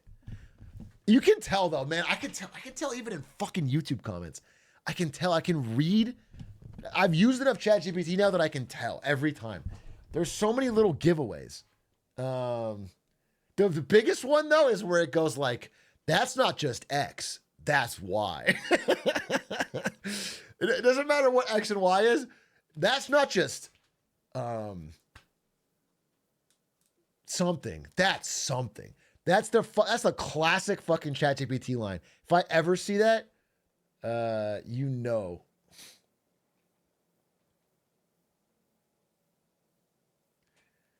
Yeah, that's not just lit, it's revolutionary. Yeah, that's not just revolutionary, that's game changing. That's not just skibbity, that's toilet.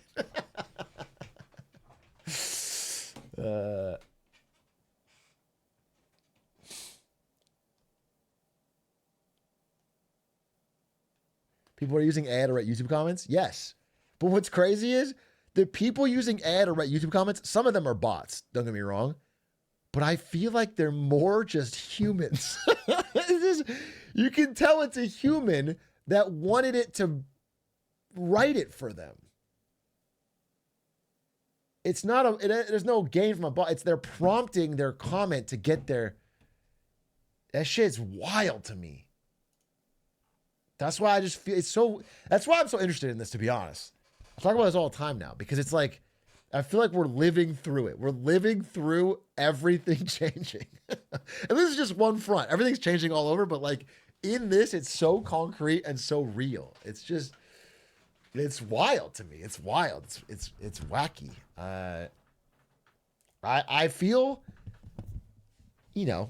somewhat bad. In some ways you get to cheat easier and you're going to get less stress, I guess. But I feel somewhat bad for kids in school right now. It feels, what a fucking prisoner's dilemma.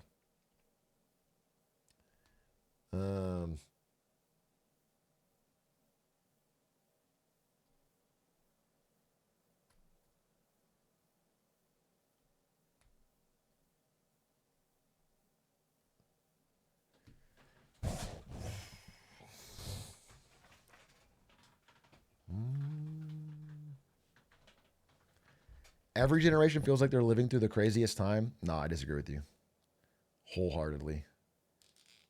But I'm fourth turning pilled, so you can disagree with me.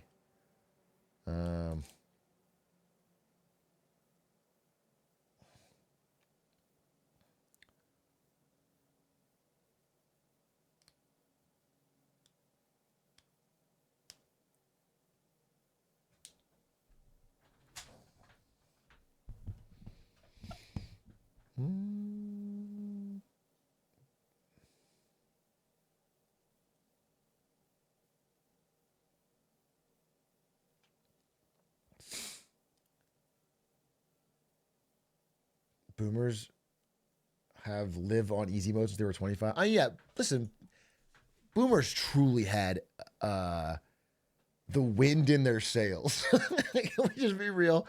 The boomer generation truly had an unbroken boulevard of green lights compared to all of human history, especially boomer Americans. Not saying things didn't happen in their lives, but they could have done anything, invested in anything, and it has this unbroken string of positivity their whole life.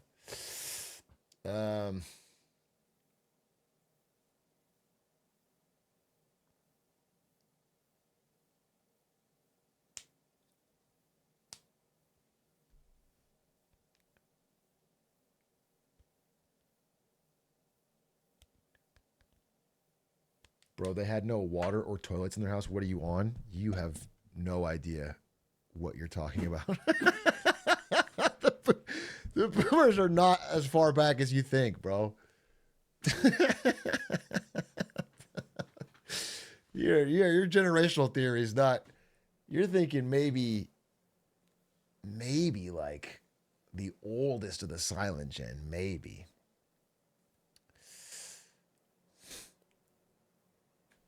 Or not US, but I'm talking about.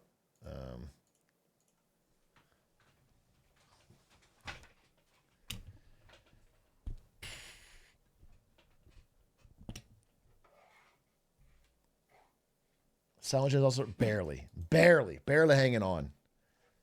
Just old enough to be president. I fuck with the Silent Gen. Yeah, me too, I guess.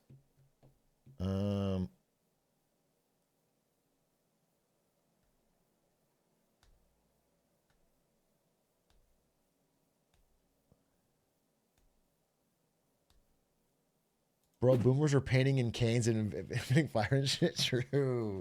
True, dude. If it's before the 2000s, it's all fucking Stone Age, dude. It's all fucking cave paintings, and if it's before the Nintendo Wii, I don't give a fucking shit, dude. It's fucking rocks.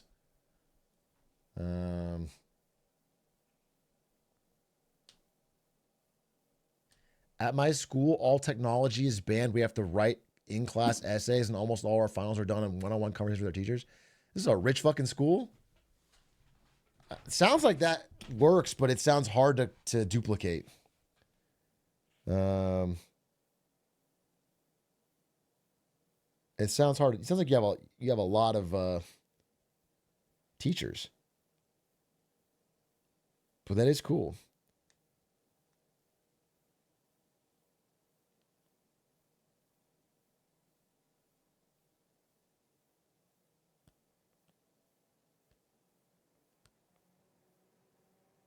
You think it works? Wyatt, you think that works? Dude, the only thing is, I fucking will say this.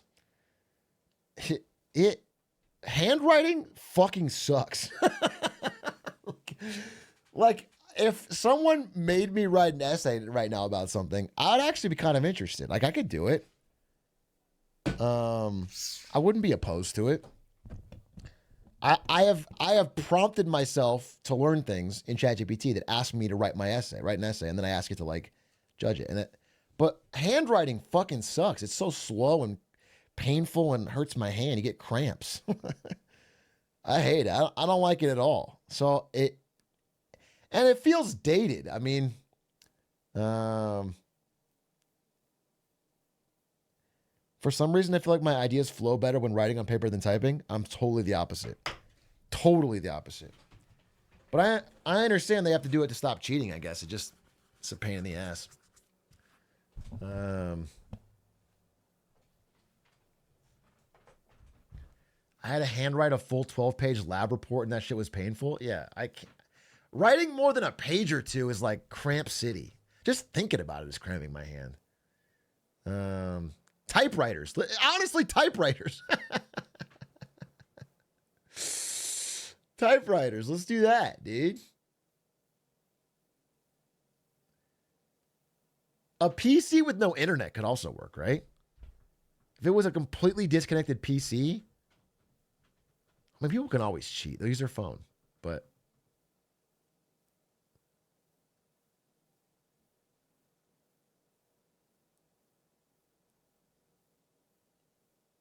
A USB with DeepSeek on it?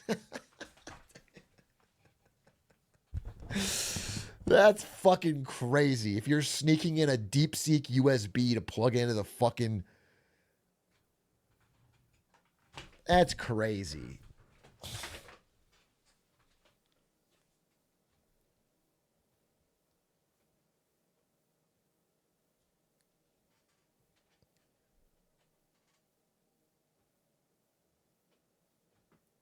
That shit would fry a laptop, though. I mean, you could also have it detect that, maybe, right? I don't know. I don't know. Look for the laptop that's red hot and smoking.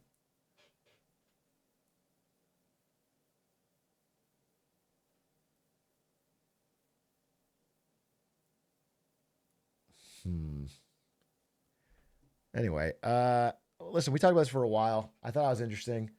I do want to watch. Well, first I want to watch this 1 minute long video from Man Carrying Thing. Hey, what are you doing? The evolution of calling things slop.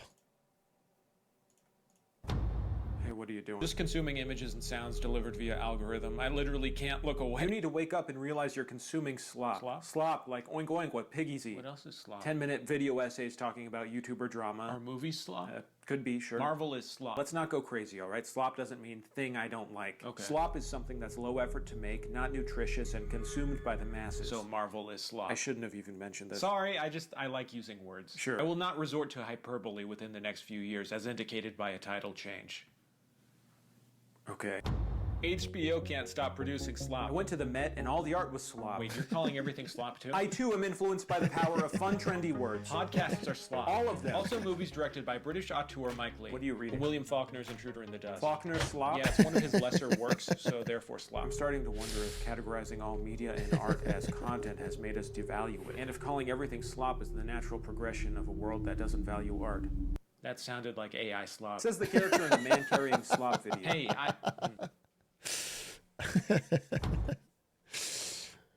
Fucking true. It's a $50 fine for using any tech at school, so rich kids can fucking use ChatGPT openly. Rich kids can fucking pull out the fucking laptop and cheat in public, make it rain.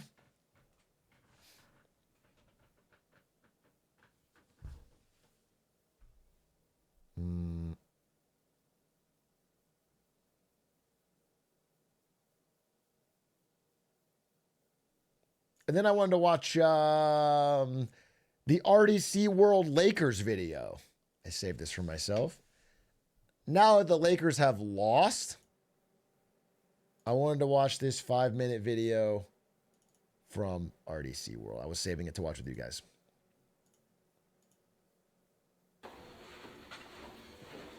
Damn. He got the beard for Harden.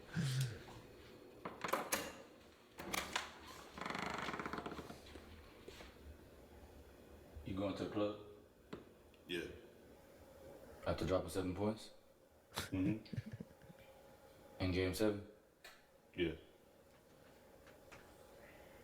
You trying to come? Nah. Oh.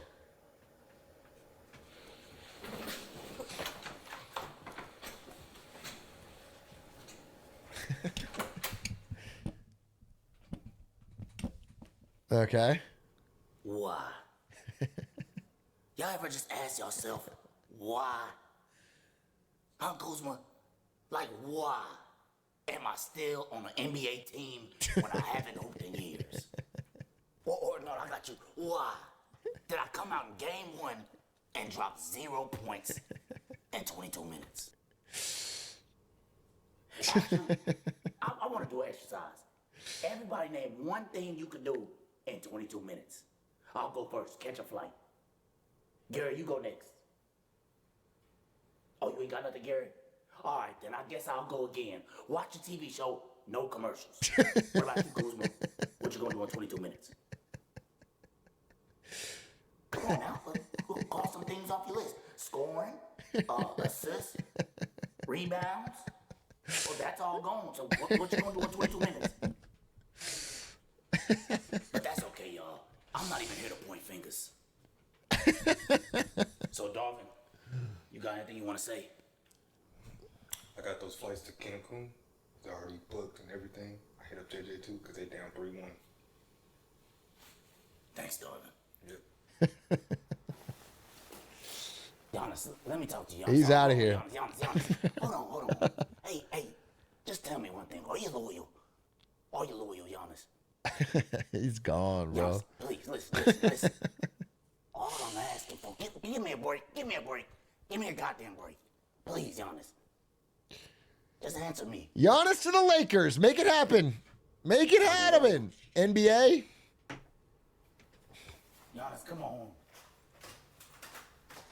Tari's daddy out there.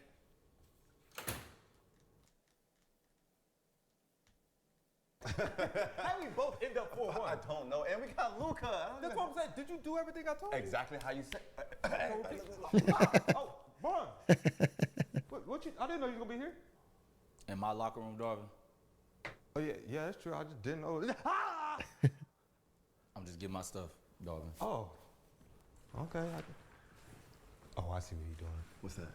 He trying to act like he calm, but he really want to blow up on somebody. Hey, what are y'all talking about? I'm just asking, what are y'all talking about? Oh yeah, just coach talk. We'll talk about it later. Just remember to get that flight to Mexico. Yeah. 6 o'clock in the morning. 6 o'clock. Me, you, and Doc. Got you. All right. See you, coach. Thank you, Doc. What's up, LeBron? No worries, we'll get them next year. How you doing, Luka? Yeah, LeBron. It's my first year. Oh, you want some? Dude, it's just so funny. Luka Fat is the funniest fucking. By the way, he hooped, dude. He was not the problem. Luka was not the problem, but it's so funny to call him fat. It's so funny. Yeah, burger dodge it.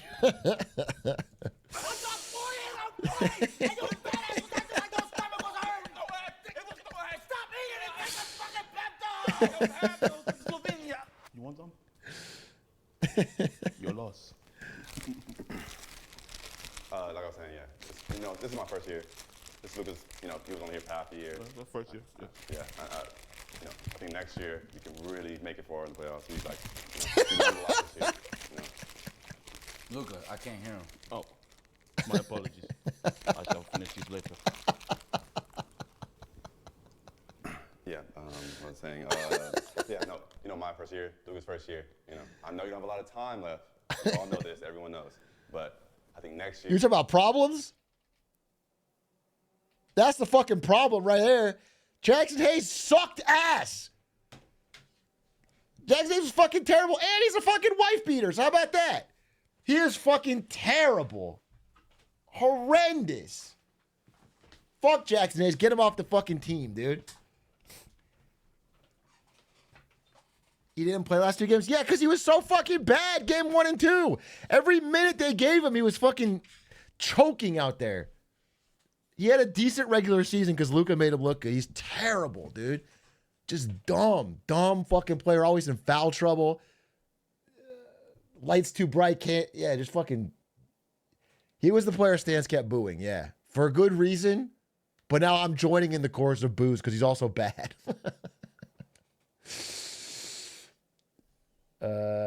No, just get him off the team. Well, he was the only person that was even close to a center, so what are they fucking going to do? But I think next year could be the year we go all the way. Everybody just, learned a lot this year. We can really go all the way, get you another ring. Yeah. I really My believe that. shots were just not falling. None of the games. So Austin Like Rudy Gobert? Austin Reeves, He's a fucking another beast. problem. He was really taking advantage of you, Bron. Damn. Hey, but next year, I got us. I feel it. I'm trying to help you too, Bron. You, Bronny, and Luka, and the Raiders would have been through the roof. Man, bro, why couldn't y'all just play correct? Yeah. Y'all really just got hooped on. Now they calling Ant the legend killer. Well, that is just not true. Yeah, but he beat y'all. Goodbye, Bron.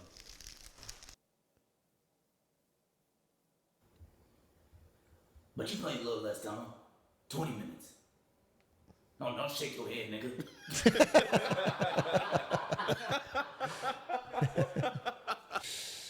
That's funny. It shouldn't. You know, he's a Funny stuff. Braun back to the Cavs, baby, make it happen? No.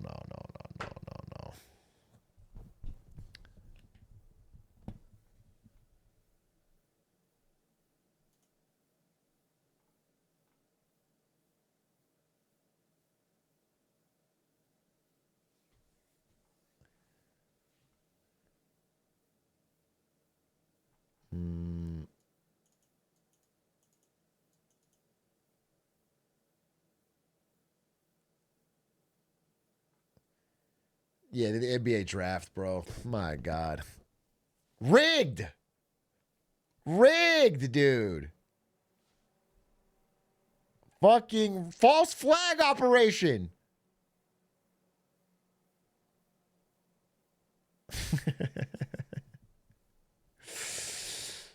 False flag.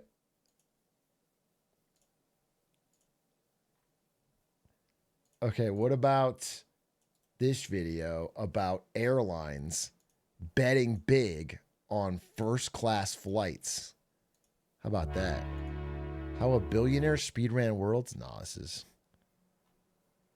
not today, at least. It's a 20-minute video about League of Legends. This cabin I want to watch this video about the future of airlines. at least $11,000. This cabin. My experience going in is I've only done first class twice in my life.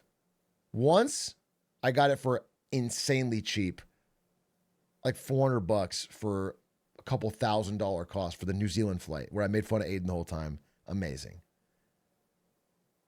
I got that for $400. It was the best deal in my life. And the second time was when I bought it for one way. I don't know where I was going. I was flying solo to meet someone somewhere, and I bought it for one way, and it was just me. And well, again, I don't know if it was first. It was like probably the here. No, it was first. It had a thing. What airline? No, it wasn't that fancy. Again, I know I've never spent more than, I think the first cost me, the one time I bought it, I mean, it was expensive. I'm not gonna say it wasn't cheap, but it was like $1,200 probably. So I never bought like anything. That was the one time. And then the other time was $400. When people just fly private, and I haven't outside of that. And what I would say is, for the one time I bought it, I've paid full for it. I did not think it was worth it. That was my experience. That it was nice, but I didn't think it was worth it. And I sleep on flights, and I can sleep pretty fine in a normal seat. So I didn't feel like, but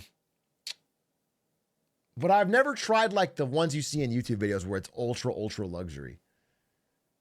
I wish there was a way you could pay a little bit more for a cot. Like, I wish they had seats that were like bunk beds. Because all I want to do on a flight is sleep. I don't want to watch TV. I don't want to do anything else. I want to sleep. I want like a train sleeper car. That's what I want. I want a bed.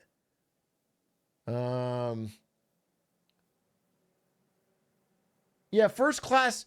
But the thing with first class, right? They give you a bed, you can sleep 100%. That's what I had when I paid that $1,200, and it was like nice, and I could sleep, and that part was cool. But they also had a bunch of extra shit I didn't want to use. You know, there was like this big fucking screen, and there was like this side area, and there was like, they brought me shit, and they brought me like this champagne tray and a little hors d'oeuvre thing, but I don't want any of that. I wish I could pay none of that and just get a flat bunk bed and sleep. costs at least $11,000 for a round-trip flight from New York to Paris. These first-class seats were renovated as part of a $550 million investment to upgrade Air France's existing planes and lounges.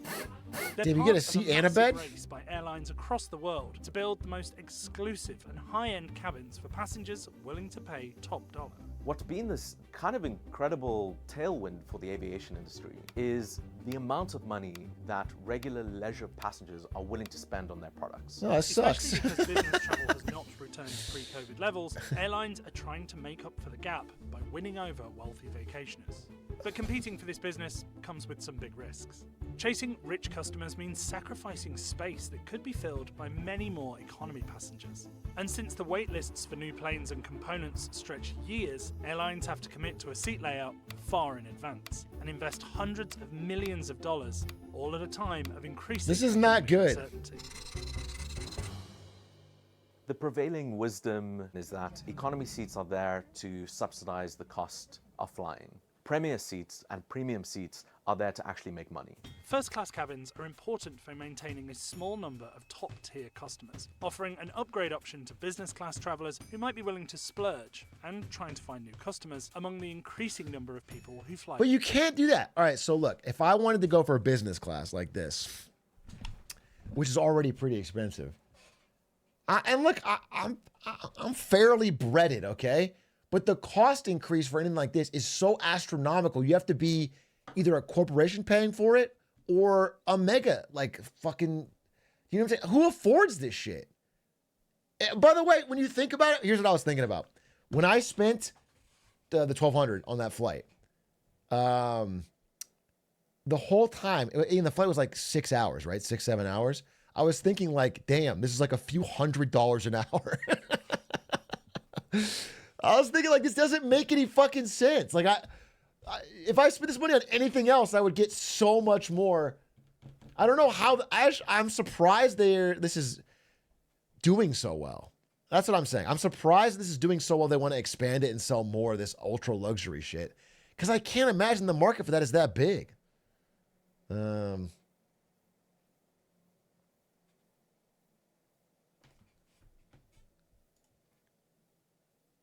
Who might be willing to splurge and trying to find new customers. I guess just among businesses. The increasing number of people who fly private. Premium seats are significantly more profitable per square foot than economy seats, according to past airline reports, and carriers can charge significantly more for business and first-class seats. Many airlines would prefer to replace economy seats with higher-class seating.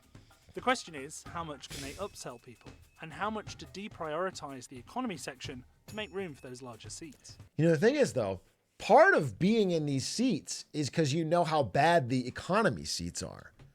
Because they, like, don't let you lean back and shit. I mean, actually, they do, and I do, but people get mad at you.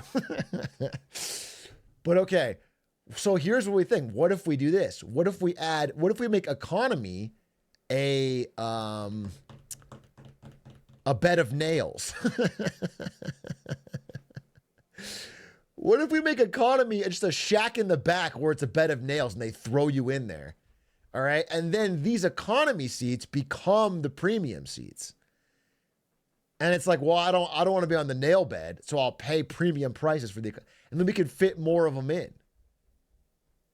Standing only. Do you know what's crazy is that standing only sounds better than economy seats sometimes. I would love to just stand the whole flight. Stretch. Depends on how long the flight is.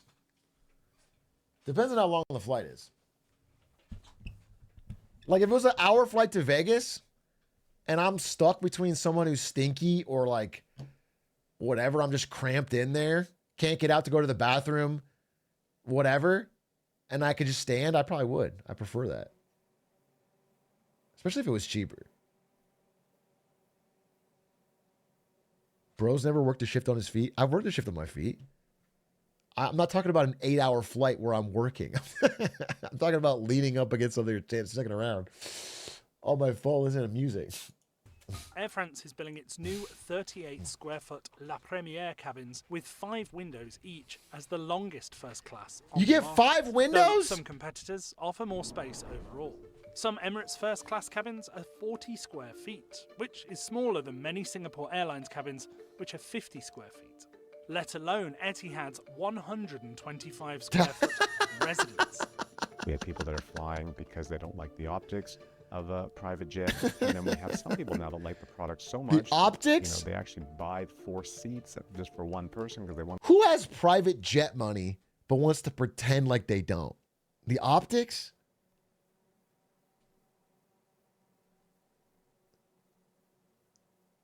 You guys. All of you guys have private jet money, but you want to act like you're regular?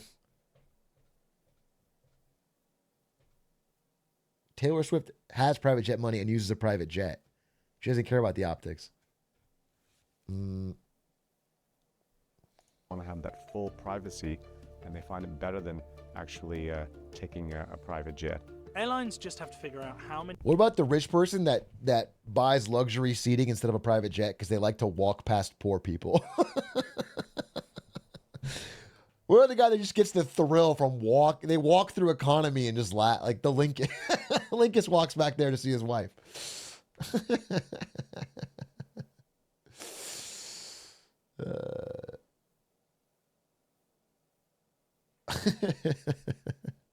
Many customers actually exist for these seats. Economy passengers can often go round trip from New York to Paris for less than $1,000. It's one thing to upsell them to premium for a $2,000 round trip, but another to get them to pay at least $11,000, often That's what I'm saying. much more. That's what I'm saying. I think I can totally see, you're feeling flush. You want to splurge on premium, get a little more leg room. Usually costs like 30, 40, 50% more. This example is 100% more, but in my example it's like 40.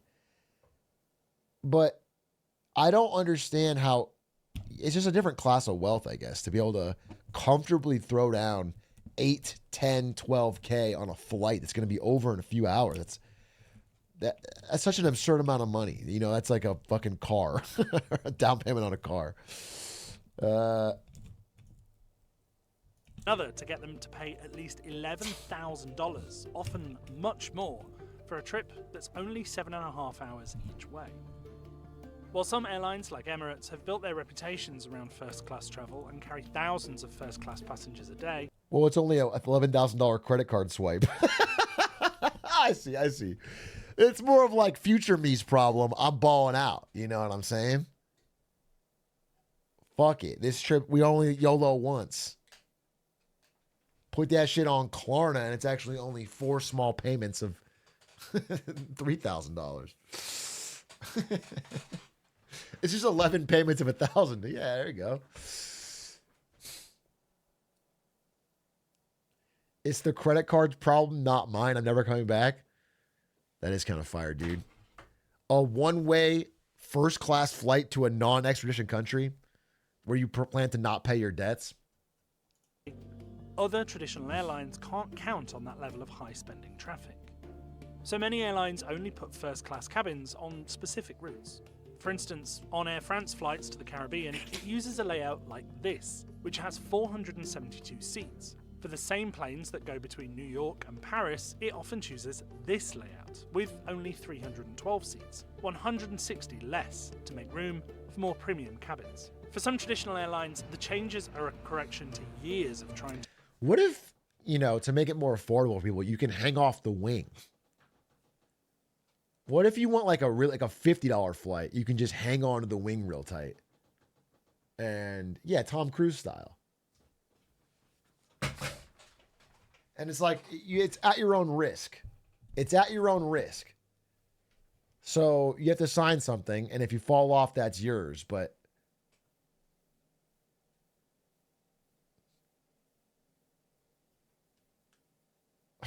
dude, someone said, put me in the cargo with the dogs for $40 and I'm in. Dude, what if you could do that? What if you could put on a dog? You could draw up in a fursuit and be like, I'm a dog. Woof, woof. And they got to put you with the dogs and you get a way cheaper flight. Furry tickets. What if they offered fursuits at the door and you... This is what DMX rapped about.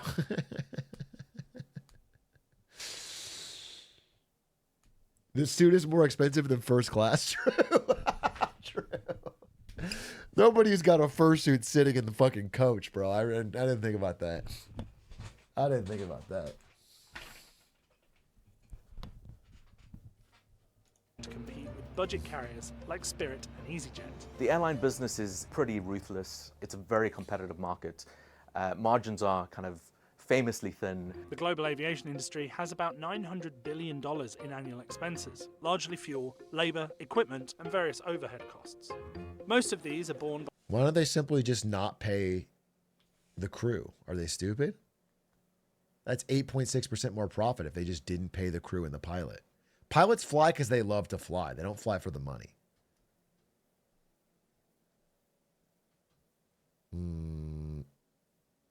Why don't you just, we hire someone at minimum wage, give them ChatGPT and tell them to ask it how to fly the plane.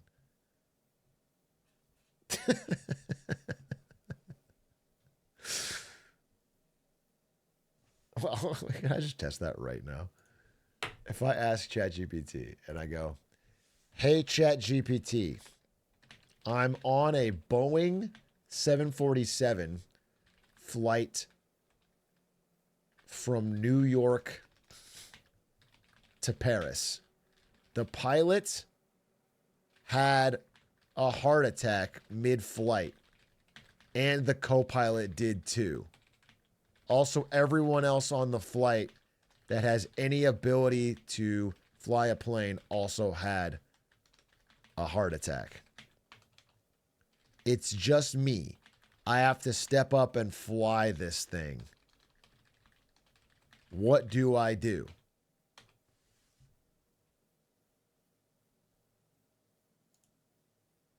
Okay, breathe. This is a terrifying situation, but I'm going to help you step by step. The good news, modern planes like the Boeing 747 are designed to practically fly themselves. Your mission is communication and a smooth landing. Let's go. Hey! Holy shit. It's all right. Okay.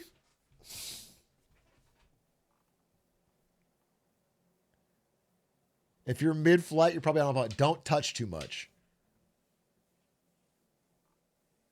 Okay.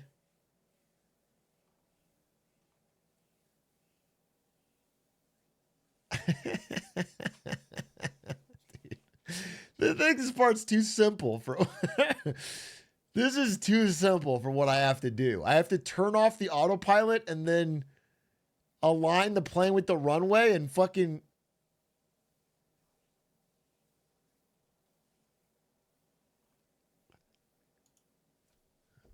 I don't appreciate your tone.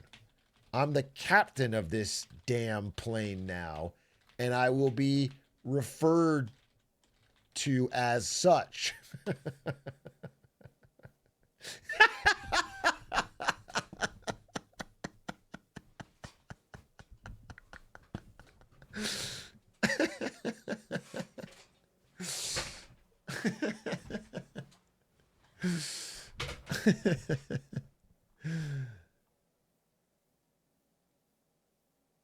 Use the radio.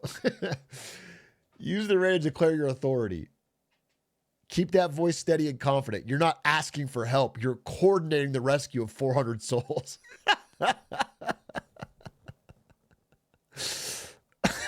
This is your moment, Captain.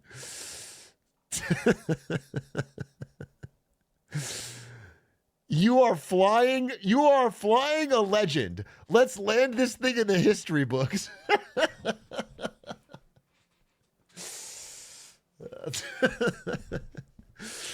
That's good. I feel better. This is what ChatGPT is for. Now I feel like I have the confidence I needed. I was feeling unconfident.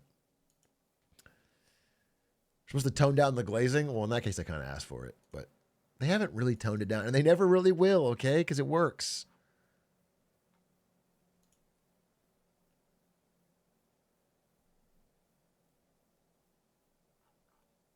Tell it you crashed the plane?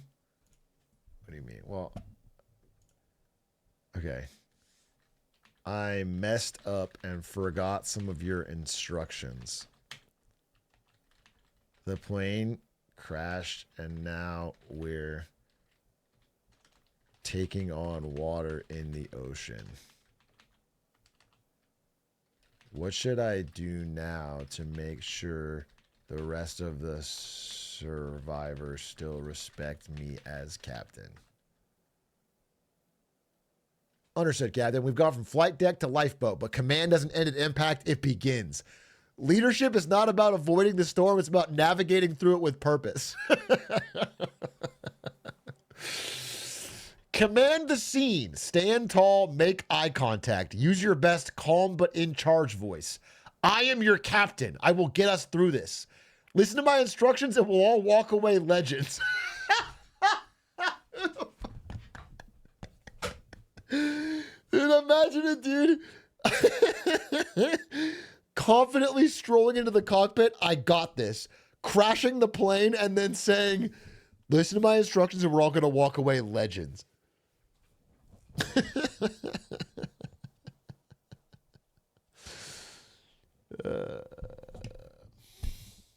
Control the narrative.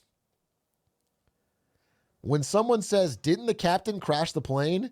You say, I crash landed a 400-ton jet in the ocean with zero training, and most of you were still breathing. You're welcome. Then walk away slowly through smoke or mist.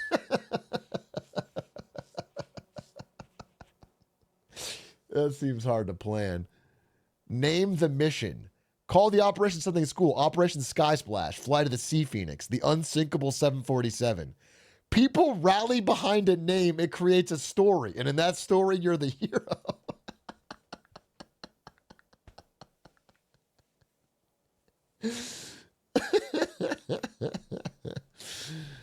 Prepare the rescue plan. Bonus, make a hat. If there's any wreckage fabric, fashion a captain's hat. Nothing restores authority faster than a symbolic headwear. Damn. This is pretty good. This is pretty good advice. This is pretty good advice. An Enron hat, if you will. That's pretty good advice.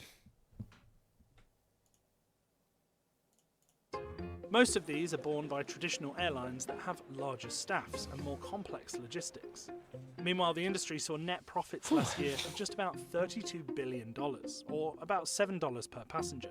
To stay in the black, full-service carriers have had to trim amenities and streamline operations. Now, some are trying to shift. Okay, this all feels very K-shaped. Am I being honest? They're stripping the airline to have more luxury cabins and taking away amenities from the from the lower class. Strategies to cut their economy sections and focus on passengers willing to pay more. For Air France, that meant flying smaller planes that it didn't have to fill with so many passengers, which also meant it could fly more people directly to their final destinations, rather than make everyone connect through Paris. We have gradually been reducing the average size of our long-haul fleet, not necessarily to make up for bigger premium cabins, but to lower the dependency on connecting and lower price travel. But it's unclear if the strategy to go premium will pay off in the long run.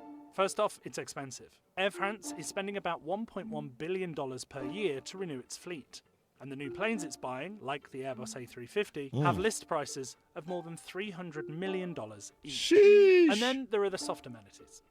Airlines are ordering more caviar and champagne, hiring Michelin chefs to design their menus, and teaming up with luxury designers to make custom in-flight pajamas. The renovations are also taking That's a long what I time don't to want. I want the bed. Means companies are betting large I want the sums bed. and spending years pursuing strategies that could backfire. Here's the thing I'm going to say. All right. If you travel overseas, like let's say you do an 8-hour flight to go to Europe or you go to Japan, 10, 11 hours. If you are able to sleep on that flight, let's say you're doing a vacation. So it's like a 1-week trip or a 5-day trip or whatever. Okay. If you are able to sleep on the flight, then your first day there is 100 times better. 100 times better. Like it starts your whole vacation better. But if you get shit, if like you don't sleep at all on the flight, you feel like shit, your back hurts, you're fucked up, then you get there and all of a sudden like you're starting off in a huge deficit. You have to sleep extra at the hotel just to get back to normal.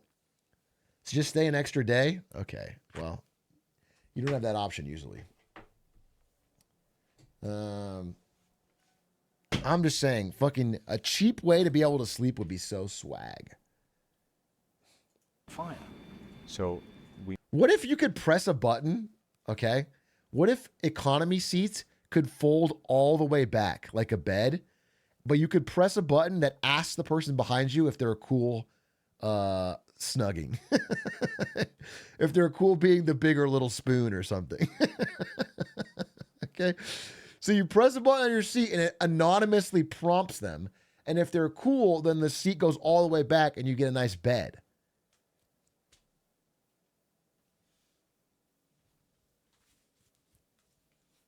It's anonymous, but they know it's the guy in front of them.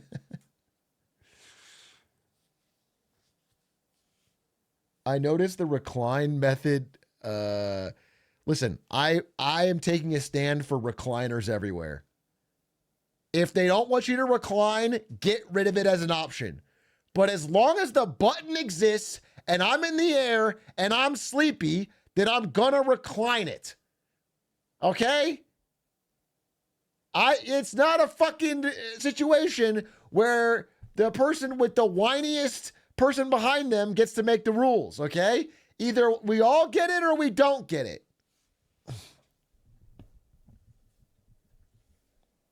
By the way, if we all recline, nobody has a problem. Well said. Well said. If I recline and you have a problem with it, you should recline. If we all recline, everyone's getting a nice, comfortable sleep.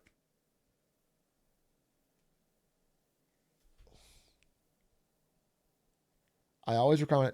Yeah, reclining is a bit of a contentious issue. Some people will give you shit if you recline. There's like a social code to them that the recline button should never be pressed for the pores.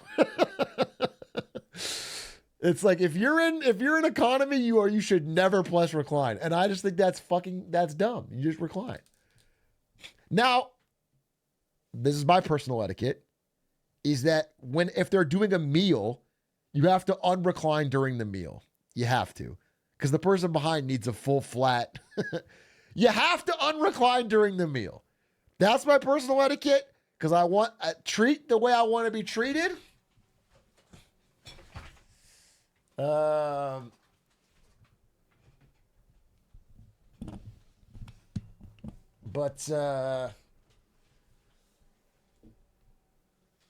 But you got to recline. You got to be allowed to recline, dude. It's a nightmare. You're trapped. You can't be fucking sitting straight up.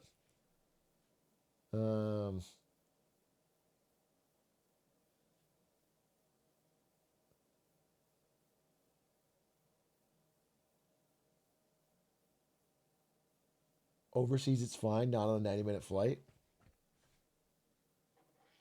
It's fine on a 90-minute flight, too. Like, my ass is reclining, bro. We made the strategic decision to invest in a new La Première 6 years ago. Then it was designing the seat. I recline not because I want to, because I personally hate tall people. Let them know. Let them know, dude. Statistically, tall people will earn more money on average in their life. And they should spend that on more legroom on airlines. It's a balancing act. Okay? If they're getting the tall person privilege, then they should spend it on fucking more seats, more fucking legroom.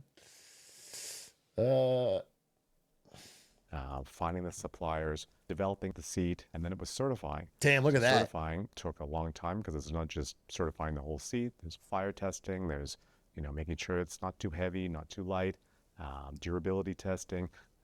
So that part took about 3. Reclining is fine, but water bottles in the seat pocket is terrorism? What does that mean?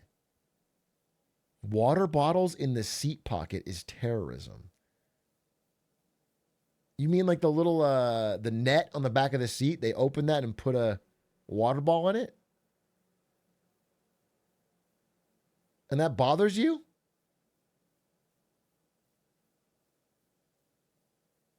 You can feel that through the thing? Oh, yeah, I know what you're saying. But it's really only for like a certain type of seat and only if it's like a rigid body water bottle and it's like put in such a way to where you can feel the angle through the... It's Princess and the Pea energy, I'll be honest with you. That's correct. But yeah, I think there's something to that. You know what? I fucking... you know what fucking is annoying? Okay. All right. So let's say my ass is reclining, because I am not going to not recline. Let's say I'm reclining and it's not mealtime, but they put their tray down and then lay their head on it like this. Nah, you're fucking me up. Nah, you're fucking me up because it like shakes the fucking thing. It jostles me while I'm trying to snooze. And it sags the whole chair. It's the counter tech. It's the counter tech, dude. I hate that. I hate when people do that. Loki, that makes me want to unrecline. So I guess if someone's reclining and you're pissed off at it, do that strategy and you can fucking you can do the counter. Because they'll probably want to unrecline. It's definitely the nuclear option, though, because now I'm pissed at you. Now it's on site.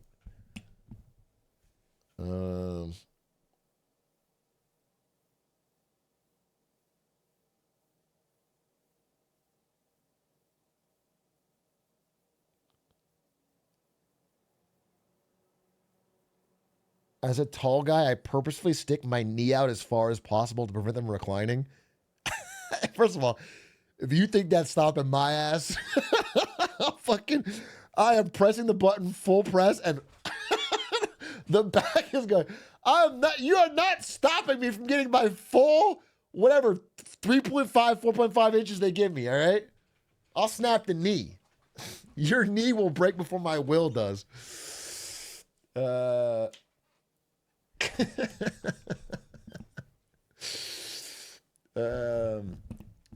are the other fucking we're all sardines. We're all sardines fighting for inches. One thing I'll do too, I took a lot of, it is crazy that Twitch made me fly so much but did not give me any amenities or, it was no fucking, I had to buy the cheapest fucking flight every time. Actually, they booked it for you. I couldn't even book a flight and reimburse it. They would book the flight for you, and they would always book the cheapest fucking flight. And so I took a lot of flights, a lot of cheap flights. And there's many, many tricks. One of the best ones is on flights where you don't have an assigned seat, is you just, and this is kind of, I'm not saying I'm proud of it, but you do what you got to do when you're flying this much. Is you take your backpack and your laptop and shit, and you put it in the seats next to you. You make it seem like there's already people there. You sort of fill that shit up. And that way, people will not break social code to take those seats until everything else is filled up.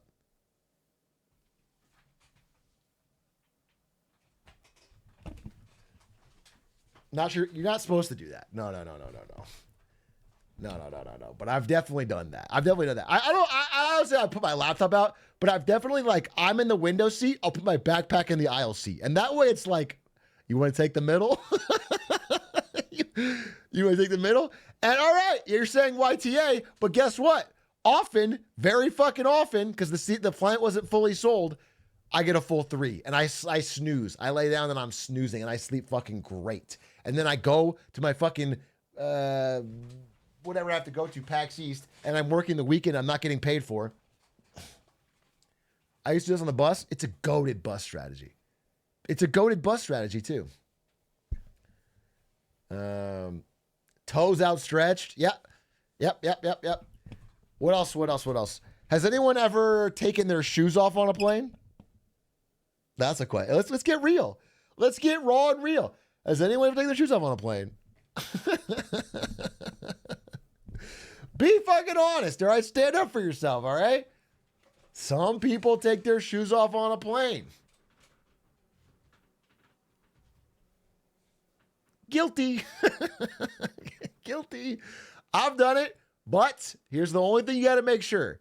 The only thing you got to make sure is that your socks aren't stinky. It's got to be a fresh pair of clean socks. Just being real. If it's stinky, you keep your shoes on. There's a line. But if you're not stinking it up, take the fucking shoes off, bro. How can you tell? I mean, you should be able to tell, but if you can't tell, ask somebody. Well, hopefully you have someone with you. Everyone thinks their own socks aren't stinky? No, come on. You know when your socks are stinky. You never taken off your shoe and gotten a whiff and been like, oh, damn.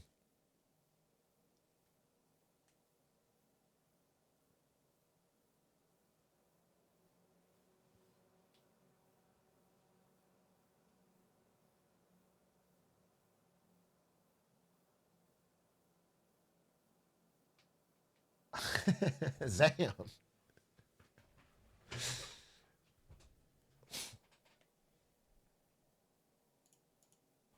Only if I get my nose in there. My family likes that. Wait, well, your family does what? I like the smell low key. All right, well, you don't get to decide then. You don't get to decide.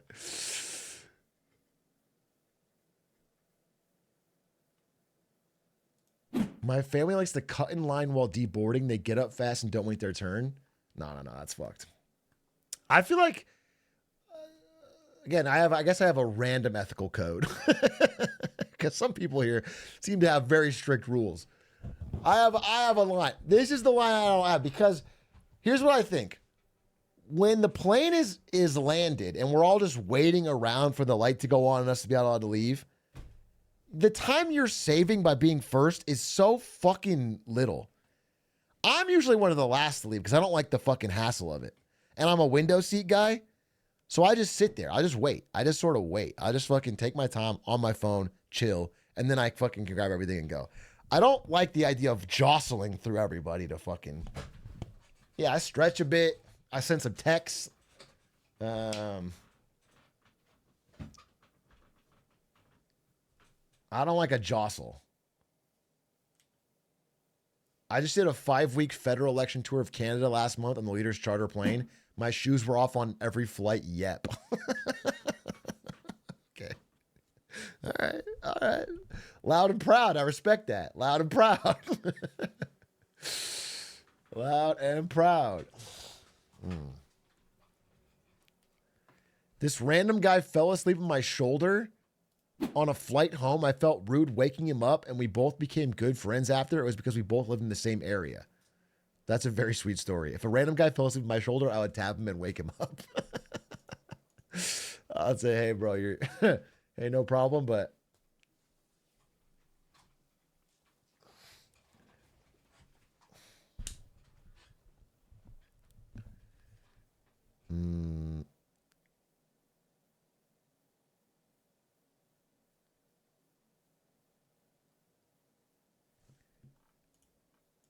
I was on a flight from Japan with this diplomat sitting next to me, and she took her shoes off. It genuinely made me wonder what kind of awful people work in politics. That's crazy.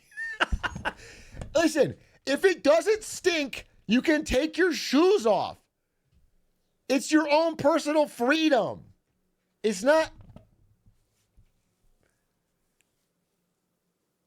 She's not an awful person. She's not Hitler because she took her shoes off.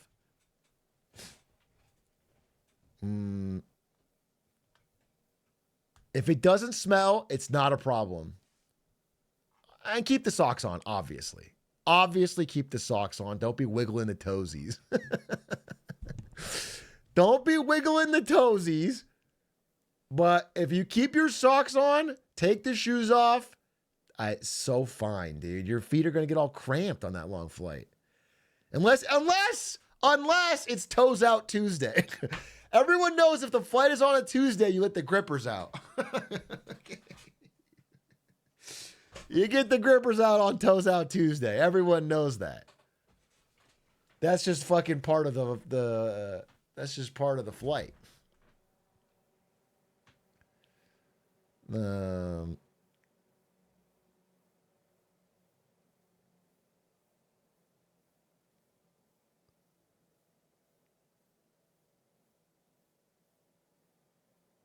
Some of y'all chatters complaining about my socks smelling when you smell worse with your shoes on. Okay, relax. Hey, easy there, enforcer. Dr. Bung, I know you're on my side, but easy there, big fella. We don't need to, hey, whoa. We're trying to win hearts and minds here. Chill. Chill. It's a long game. We're playing a long game, Dr. Bung, all right? We're trying to...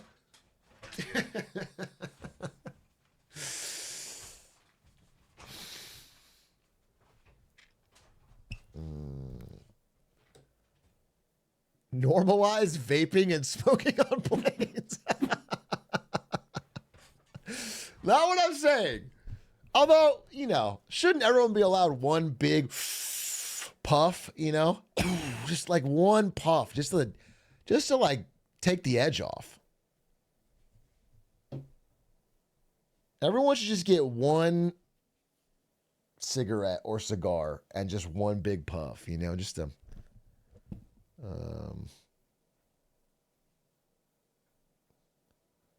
normalize opening the windows then.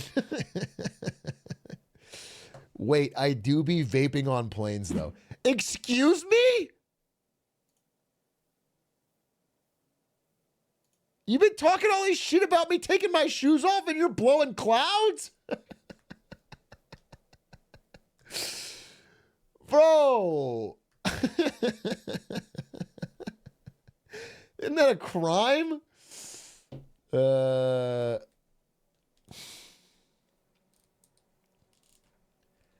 Cherry Blast smells better than your feet. Dude. Fucking relax, bro. Fucking relax.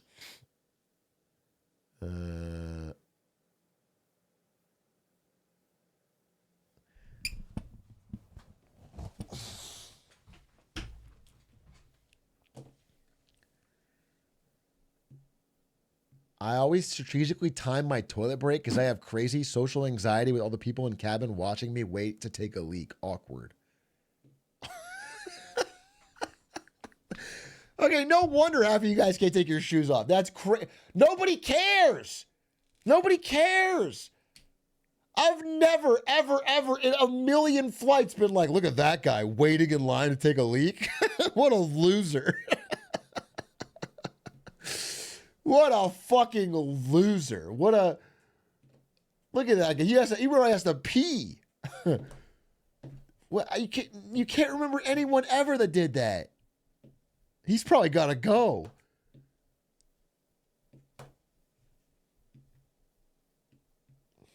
He's talking about waiting in line, like at the thing.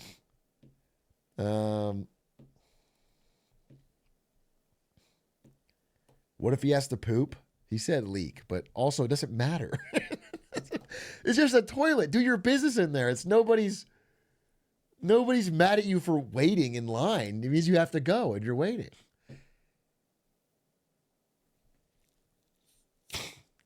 I haven't gone to a public bathroom since I was 5. It's disgusting. What's disgusting is you fucking prairie dogging it in public place because you're afraid to use a bathroom. That's what's disgusting. Your inability to use a nearby bathroom is disgusting.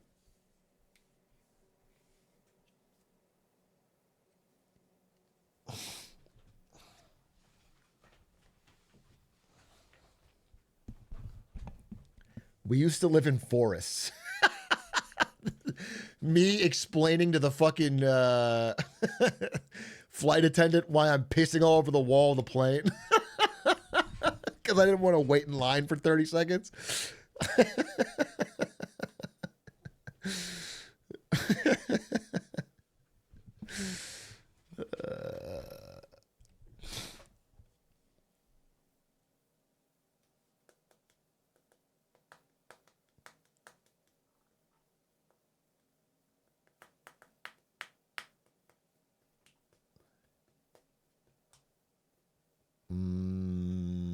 That's why the toes need to be out. Pissing on a plane with your grippers out. Okay, but here's one more thing. This is just basic. I guess what I would call this is like you're maxing your self-benefit, but stopping at the line of oppression to other people. And so I would say, taking your shoes off in your seat, if you don't stink, is fine. But if you're going to go to the bathroom, obviously put your shoes back on. I don't know if I've ever seen anyone do this. People in chat are talking about like they're walking in their socks. Don't walk in your socks throughout the plane. That's fucking crazy. That's insane. That's ridiculous. You can't do that. It's carpeted. That's not the point. That's not the point. And also, you're walking to the bathroom, and the bathroom's not carpeted.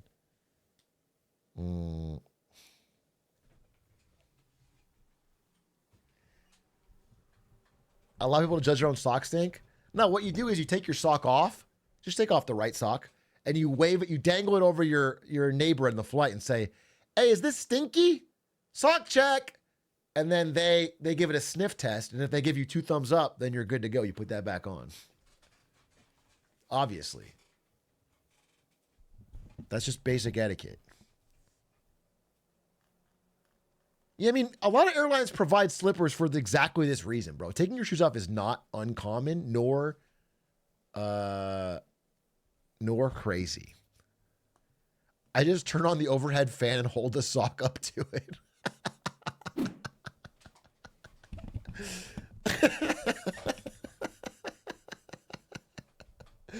If people complain, then you know it's stinky. Just wave it around.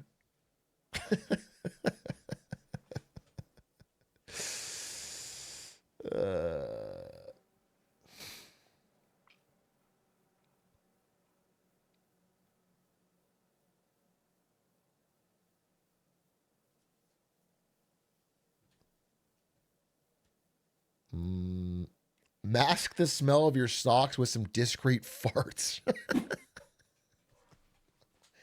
No. Don't do that. Honestly, obviously people can't control this, but farting on flights is a menace. Farting on flights is a menace. You can't control it, but man, is it.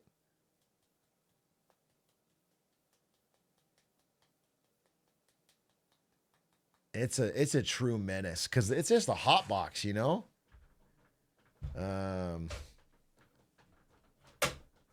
It's just a hot box. I mean, you can control it. You have some direction. You know what I'm saying? It's like you're on a sled going downhill. You can control the direction a bit. You can you have some control, but gravity's taking part of it. You know what I'm saying? You're gonna like you could maybe go to the bathroom and try to get all your farts out there, but not 100%.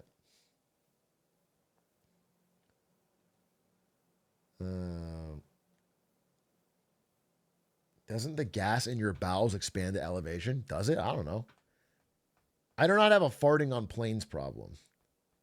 But when people have farted near me on planes, I find it to be very frustrating. Very much ruins my flight experience.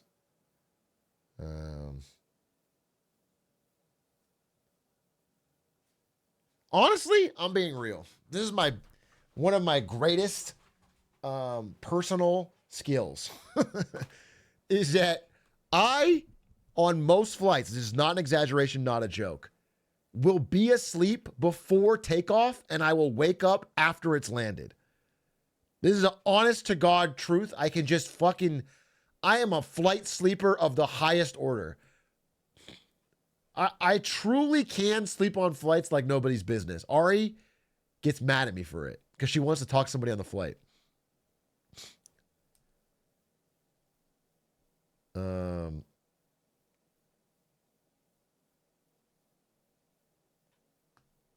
I bet you snore and keep everyone. I don't snore. And maybe I have ripped one while asleep. I can't say it, but I don't bring mouth tape. No, I bring a eye mask. I have an eye mask, complete blackout eye mask, and I have noise canceling headphones. I put those on, put on white noise, lean back, or a podcast, and I am asleep. I'm asleep like insta.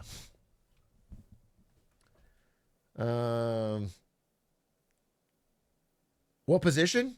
Good question. So I really, really, really, really need the corner to do this. I have a much harder time falling asleep outside the corner. So I always go to the window seat. Window seat, I usually have a jacket.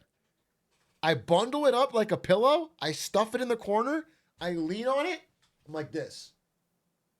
And I'm out like a light. I'm out like a light.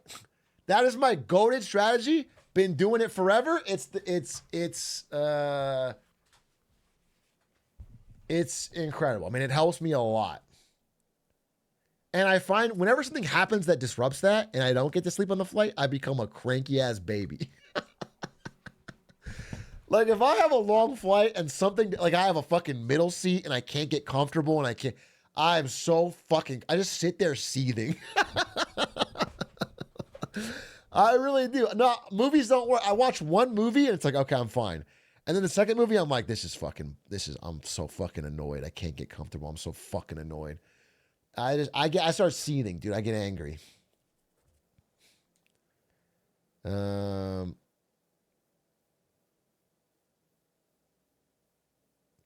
You're the guy on the plane which hogs the window seat but is asleep the whole flight. Walk me through this line of logic. Hogs the window seat like we share seats during the flight? like it's a swap. Or like, give me the window seat for a bit. It's my seat. It's the seat I bought. Give me a turn. Why are you hogging the seat? What are you fucking talking about? And then also, like, what do you mean, like, I should be appreciating the fucking view on an 8-hour flight? What are you talking about? It's the ocean for half of it. Oh, I will say this. I always close the window.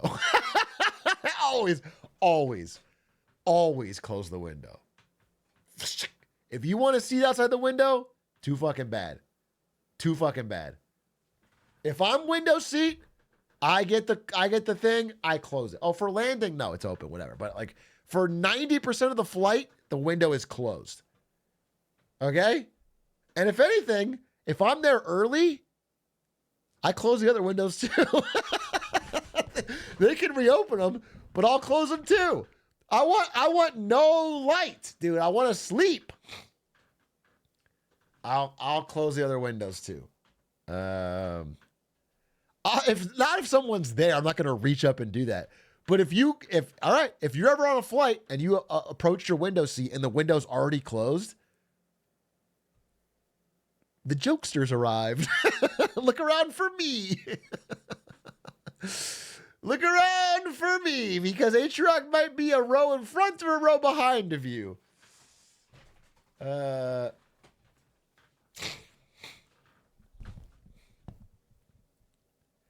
have a sleep mask. Why would you need to close the windows? Everyone knows that a sleep mask shifts around a bit while you're sleeping. Okay? They're not airtight. Little leaks of light are the difference between a really great sleep and a decent sleep. Okay? So you try to get as dark as possible, and you fucking...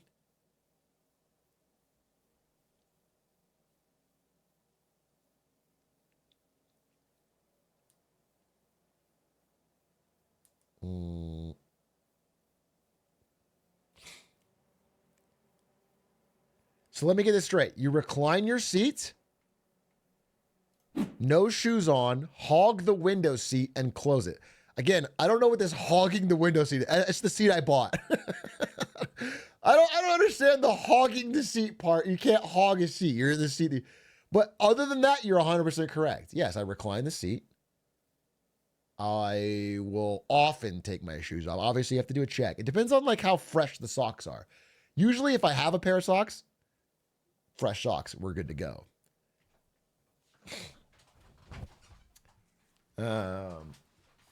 And then eye mask on, sleeping. Yeah.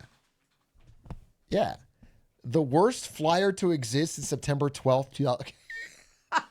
Dude, do not compare the way I'm flying to 9/11. Okay?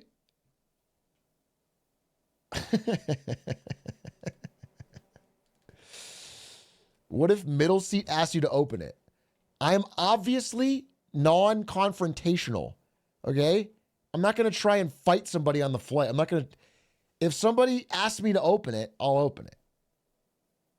Okay? I'm not going I have to fly next to this guy for 8 hours. However, well, what's the situation? Are they asking me to, like, here's what often happens. I'll have it closed majority of the flight. I'm sleeping. Then I wake up as we're about to land. And then someone might ask me if we can open it. Maybe it's a flight attendant. Someone will ask me to open it. And then I'll open it. Okay? But realistically, what happens is I'm first on. I get in my seat. I close the window. Eye mask, headphones, zonked out before I've even spoken to anyone. So nobody can wake me up. Nobody can ask me shit. I'm zonked out. And by the time I wake up, the shit's over. All right?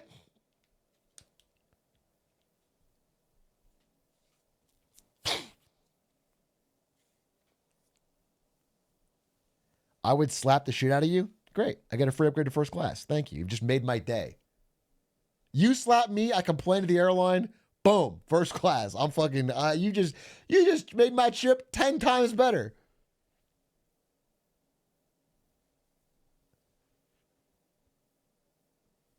You have to small talk to people next to you. I'm not saying I've never done that. Sometimes you get on a flight and you're not tired at all. That happens. And then in that case, I will, I'm a podcaster guy. I'll listen to podcasts, or I'll even talk to people next to me if they're open to it.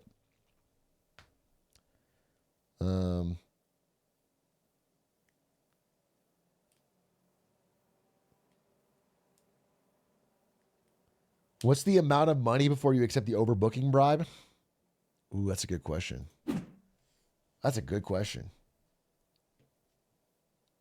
Ari and I did accept it once.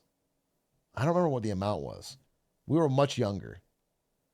I mean, you probably wouldn't do it now, right? Because we're doing something. But I think we did it for like...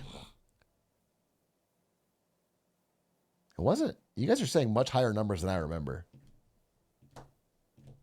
I feel like we did it for 400 flat each. That's what I remember. I think... This is a while ago, maybe, inflation, but I think we did it for like 400 flat, and it was like pretty sick.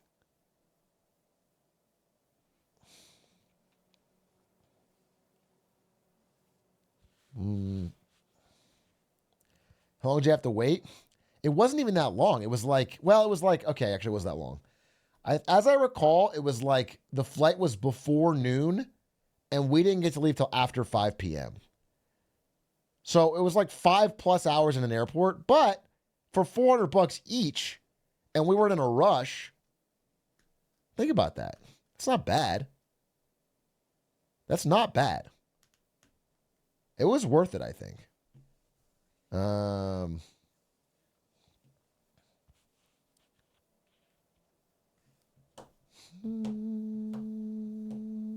Yeah, it's like $50 an hour, exactly.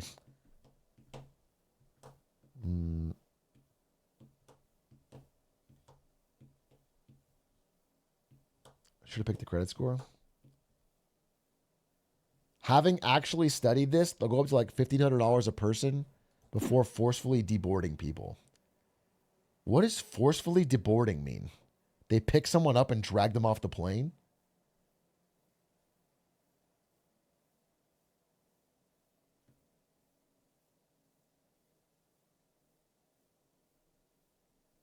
They can and will? Is it randomized, or is it like the strongest person gets to stay? Whoever can hold on to their seat the longest?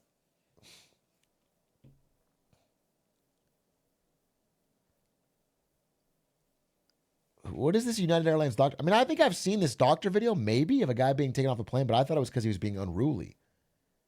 He was just getting deboarded?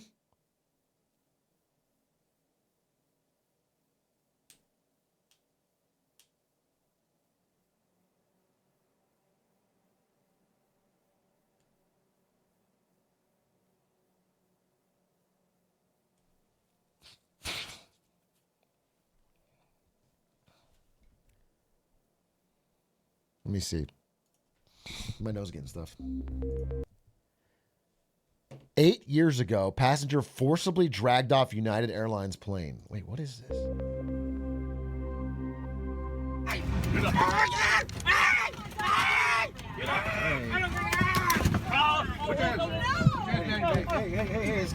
come on. Come on. Just because they overbooked? Isn't that right? Can't the pilots drive to Louisville? Can't they rent a car for the pilots and have them drive? Oh my God! Oh my God! Oh my God! Holy shit! My guys! My God! What are you doing? No, this is wrong. Oh my God! Look at what you're doing to him! Oh my God! That guy's actually such a Chad. That guy's actually such a Chad. Did he made money from the lawsuit?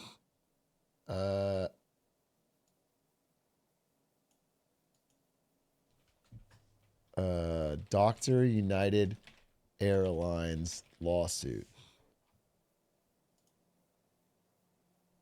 He got an undisclosed settlement. We don't know how much he made, but probably some bucks, dude, with how popular this video was. United Airlines took full responsibility and acted accordingly.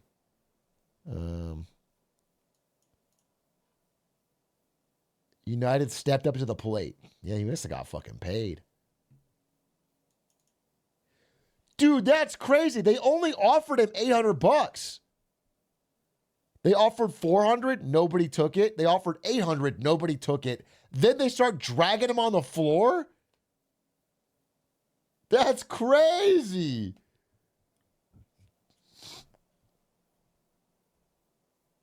It's valid because he was hogging the window. This is how you guys talk about recliners. This is the guy. This is what you guys want for someone who reclines their seat 2 inches. The cops to come in and drag him off to a gulag, dude. It's fucking crazy. We will not be silent. We will not be fucking. You're not a doctor? I'm a streamer. It's more important, okay?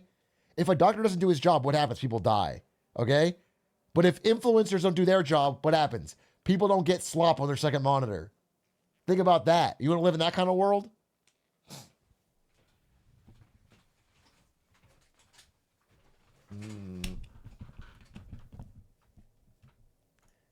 All right.